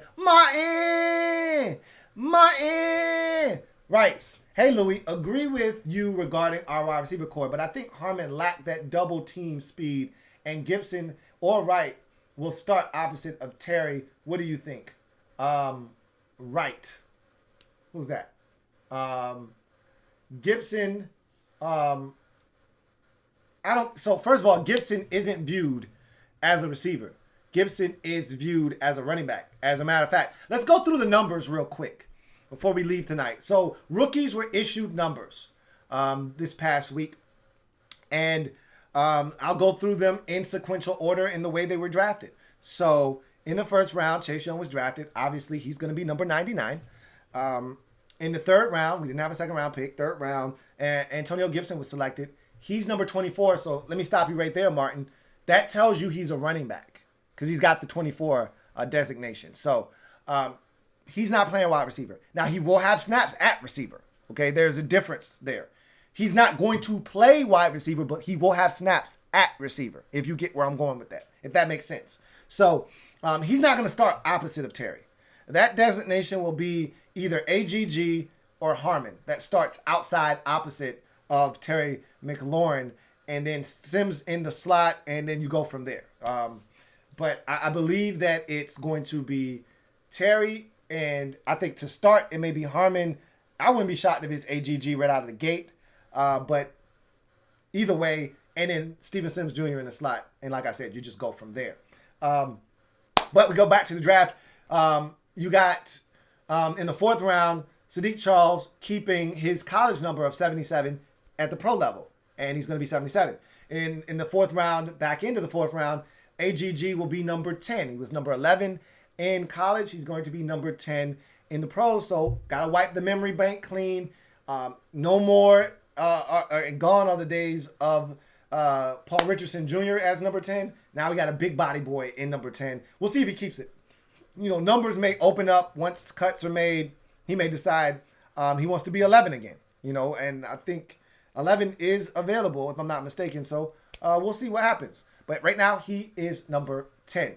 You get to the fifth round, and Keith Ishmael, he's going to be number 60. He was number 60 in college. He's going to keep that number. He's 60 at the pros. You get to the other fifth round selection that we had, and it's Khalid Hudson, who is going to be, he was 7 in college at Michigan. He's going to be number 47. So he's going to be donning the Chris Cooley garb initially. Now that a number may change. Again, once cuts are made, he may find himself a more comfy number. But right now he's going to start off as number 47. You get into the seven rounders, 2 of them, the first of which was Cameron Curl. He's going to be sporting the old Rock Cartwright number of 31.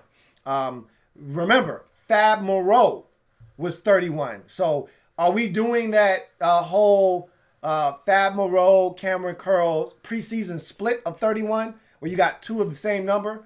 Remember, 31 was given out last year to Adrian, the Wilson kid, I believe his last name was, the one from Duke that was returning punts. And we thought it was Fab Moreau returning punts the whole time. And we were all getting okey-doked.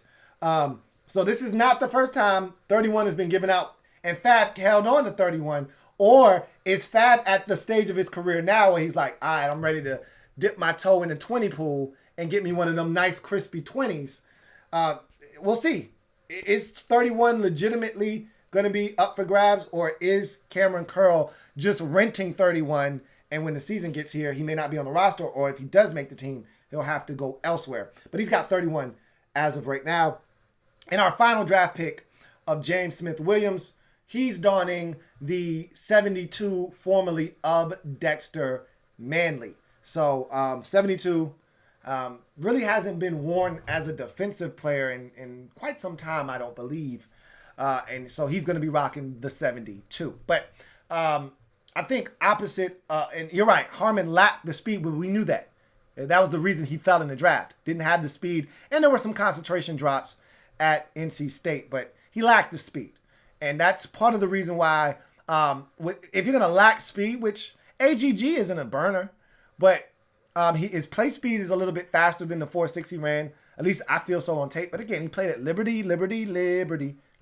So, I mean, how fast are the guys you're playing against anyway? Maybe you are able to run against, fast against guys in the Sun Belt Conference. But it doesn't matter. He has an elite trait, which Harmon really didn't have.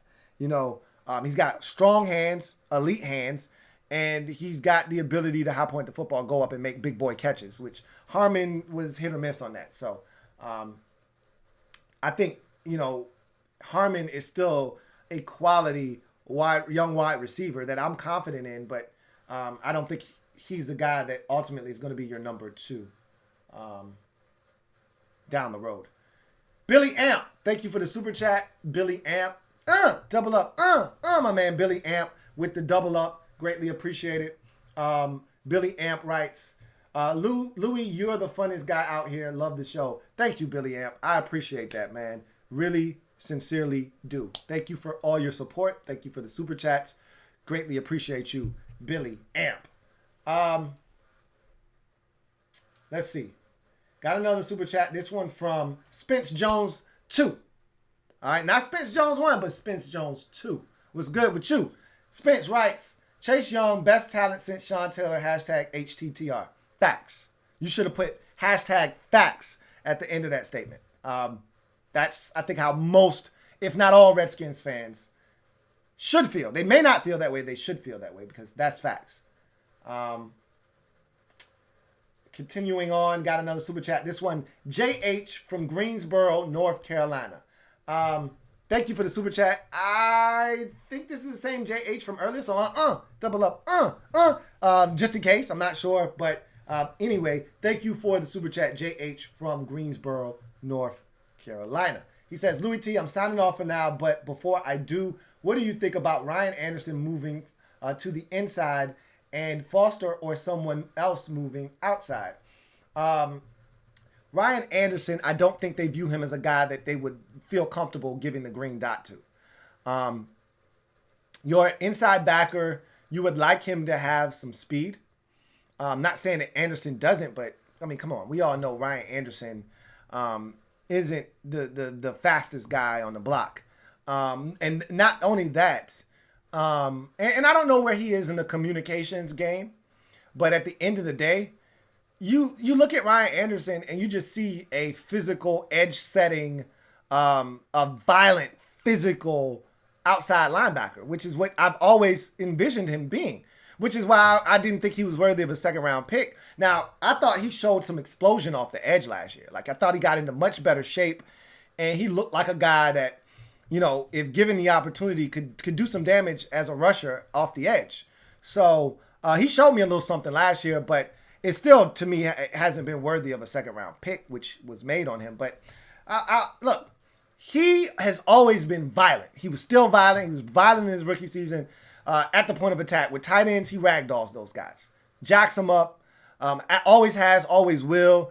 I just love his demeanor as an outside backer setting the edge in the run game. I don't want to take him and put him inside. I don't think that's where he's best suited. I think he's more of a strong side backer. I think he's better in that regard, playing over the tight end. So I see him as that in the defense. And Foster is somebody that I do think needs to move to the outside, but I think you move him to the weak side. I think Reuben Foster is a guy you want running around. You know, want him running against, you know, tight ends and running backs and running up the seam with somebody. I think that's where Reuben Foster probably shines. Same thing could be said for our draft pick last year, Cole Holcomb, but they love his versatility. And I think Cole Holcomb is a guy that they're comfortable with, if need be, putting the green dot on his helmet and saying, hey, you're going to be our inside backer. You're going to be the one calling the plays, making sure everybody lines up where they're supposed to. He's a really smart, bright guy. So we've got some options at linebacker. We'll see how they play around with them, who fits where, what they ultimately decide is the best group on the field. Don't forget Thomas Davis is going to factor into that outcome as well. Sean Deion Hamilton is another guy I think we all want to see more of. How does he fit into this equation? So many questions, not enough answers, but that's a good problem to have. So thank you for the super chat, JH from Greensboro, North Carolina. Got another super chat. They like AP. Do you cut him next year if he balls out, or do you get 1,000 yards plus for the year? So you don't cut him next year. This is his last year. The Redskins picked up the final year of his deal, the option that was there. It was a team option. They could have not picked it up. He would have been a free agent. They decided to pick up that option, and so I surmise that they see him as a consistent veteran that they can rely on. Because Darius Geis is the unknown, essentially, and you're not quite sure what you're getting because of the injury history that he has, you need a dependable, reliable veteran. AD fits that bill. We saw it last year. No more than last year was that the case. Because Jay Gruden wanted Darius Geis to be the guy so bad that he benched AD in week 1, if you forgot that. You know, I don't think I have to remind you guys of that horrible decision, but it happened. Week 1, healthy scratch. Darius Geis gets hurt. Second quarter of the game. He finishes the game, but he gets hurt. And so AD had to step up again and be the Redskins' essential bell cow because Geis was injured again. So because of that uncertainty, you got to keep that one guy that you feel like can be your bell cow, and that's AD. Now, you're going to have Gibson, and you're going to have, potentially Bryce Love on the roster as well. But those guys right now strike you as, offsetting, change of pace type of backs, not necessarily. I think Bryce Love, once he gets healthy again, could potentially be a guy that you're not afraid to give it to him, 20 times in a game in terms of total touches with, 4 catches out of the backfield and 16 carries. I don't think you would be afraid of that. But right out of the gate, coming off of 2 surgeries, I don't know if that's what you necessarily want to do with him. So, and Gibson, I don't think is ready for that kind of workload either as a running back. So, I think AD is definitely on this roster this year. After this year, I think he's gone. I think they start looking towards the future. Will that future include Darius Geis? Maybe, maybe not. I think this year is a massive year for Darius Geis because if you believe in Darius Geis, he needs to stay healthy this year and prove to you that he is capable of being the guy. If he can't stay healthy, that's 3 years of injury-riddled seasons going into the final year of his deal, his rookie deal, where most of the money is. At that point, the Redskins may say, had enough, wash our hands, draft another back, and now we'll move forward in a different direction. So that's really possible at this point. But right now, I see it as Geis, AD, Gibson, and Love. That's your backfield in that order right now. We'll see what happens, though. Thank you for the super chat once again, Martin Matthews. Got another super chat. This one from Gally Sanford. Thank you for the super chat, Gally Sanford. Greatly appreciate it. Gally Sanford writes, wanted to show support. When do you think we will see competitive football again? Mid-season of before culture will make these guys care and play way better. Your thoughts? So let me read that again. When do you think we will see competitive football again? It says mid-season of before culture will make these guys care and play way better. Your thoughts? So when will we see competitive football with this team? I think you're going to see it all season long if you're just talking about being in games, because last year we got our asses whooped in a number of games where the outcome may not have necessarily stated it, but we didn't have a chance. Like a great example is the Minnesota game on Thursday Night Football. They were never threatened in that game, and we actually either led or had a chance to lead right at halftime. They never felt threatened. They could have scored 30 points in that game, but they didn't. They took their foot off the gas pedal. Why? Because they're like, these guys aren't going to score any points tonight. We scored 9 points. We lost the game 19-9. They were never threatened in that game. I never for 1 second thought we were going to win that game. And they never probably felt threatened in that game. They said it's a short week. We're going to win. Let's just get the hell out of Dodge. They ran the football down our throats like the entire fourth quarter. So that game looked competitive. It wasn't. We got our asses handed to us by the Cowboys that final game of the season. It felt competitive early. It wasn't. We got our asses handed to us by the Patriots. It was competitive early. Steven Sims gave us a lead in that game. Believe it or not, we led 7-0 and then gave up 31 unanswered points and lost 31-7. I mean, that Bears game on Monday night, yeah. I mean, we had some ass shellackings last year, some ass thrashings. We're going to be much more competitive this year. I think we're going to be competitive start to finish. Now, when you say competitive, you mean actually playing for something meaningful? I think that starts in 2021. I really do. But I think if you're just talking about this team looking better coached, looking like a well-coached team in ball games with the chance to win, you're going to see that right away. I think Ron Rivera brings that to the table. Jack Del Rio brings that to the table. You're going to see a much more disciplined, sound football team that is going to have a chance on game days. And this culture that Ron Rivera is developing will make guys care, will make them play better and harder. And I do think you're going to see a more cohesive unit. I thought we were disjointed. We were jumbled last year, dismembered. I felt like this team had no cohesion It lacked gel last year. And I guess that's what happens when you got two different coaches and all the turmoil and all of the dissension and dysfunction we had. You're not going to see that. Those days are dead. Ron Rivera's here. If nothing else changes, that stuff's going to change. Rivera's not going to have that. So I feel good about that. Thank you for the super chat, Gally Sanford.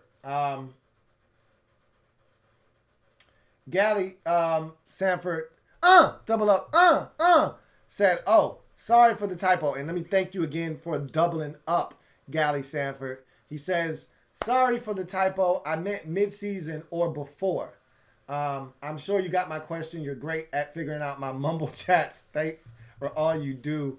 I think it's going to be about mid-season when they hit their stride, though. You know, when I think we're going to see competitive football from the jump. I think this team's going to be in ball games, but I think we're really going to get a sense that, man, Ron is, and you know, Haskins is going to start to get it, and you're going to start to really get a feel like, man, we really got something here. I think you're going to start to get that feel by the midpoint of the season. That, man, Ron is here, and things are about to be different, and this is something we can get behind. So that's what I think. Hopefully that is the case, and I thank you for the super chat, Gally Sanford. I think that is the final super chat. Yes, it is. And I did not realize this, but man, does time fly when you're having fun. It is midnight, folks, on the East Coast. We've been at it for 3 hours. It doesn't feel like it. Yikes. Thank you guys for joining me. I had no idea we had honestly, it's the first time I looked at the clock because the super chats have been flowing all night. And I didn't even realize we had gotten to this landmark. Normally, I try to cut it off at 2 hours. It didn't feel like 3 hours. But again, time flies when you're having fun. I knew this was going to be a great show. I said it at the top that I was excited for this show. I knew you guys would be too. And I didn't expect us to go this far. But, man, this was a lot of fun. Enjoyed the banter back and forth. Hopefully, you guys behaved yourself in the chat. And you guys had a good time there. This was extraordinary. Look forward to doing it again next week, as always. If any big news breaks, which I can't foresee anything happening, Trent's been traded, so don't think there's any big news coming. But if anything were to break, we'll reconvene and pick up where we left off. But if not, we will have more content coming next week. Just make sure you check Instagram, IG, to stay up on the latest. I'm going to be starting my draft wrap-up series. So we'll be going around the league, breaking down every team's draft. And don't worry, unlike past years where I would neglect you guys for weeks, even months at a time, not happening. Every week we will be here on the Louis T Network talking Redskins football. So despite me looking at other teams and breaking down their drafts, we're still going to be talking Redskins. So remember, I am a Redskins fan, etched in burgundy and gold. My Redskins spirit will never die. Redskins spirit will never fold. Until we meet again, hail to our beloved Washington Redskins. Thank you guys for joining me. It's been a great ride tonight. Looking forward to chopping it up with you guys in the near future. Make sure you stay safe, take care, and as always, if it's not your man T, it's not the best NFL coverage. It could be. Until next time, you guys take care. Have a good one. Louis T Network.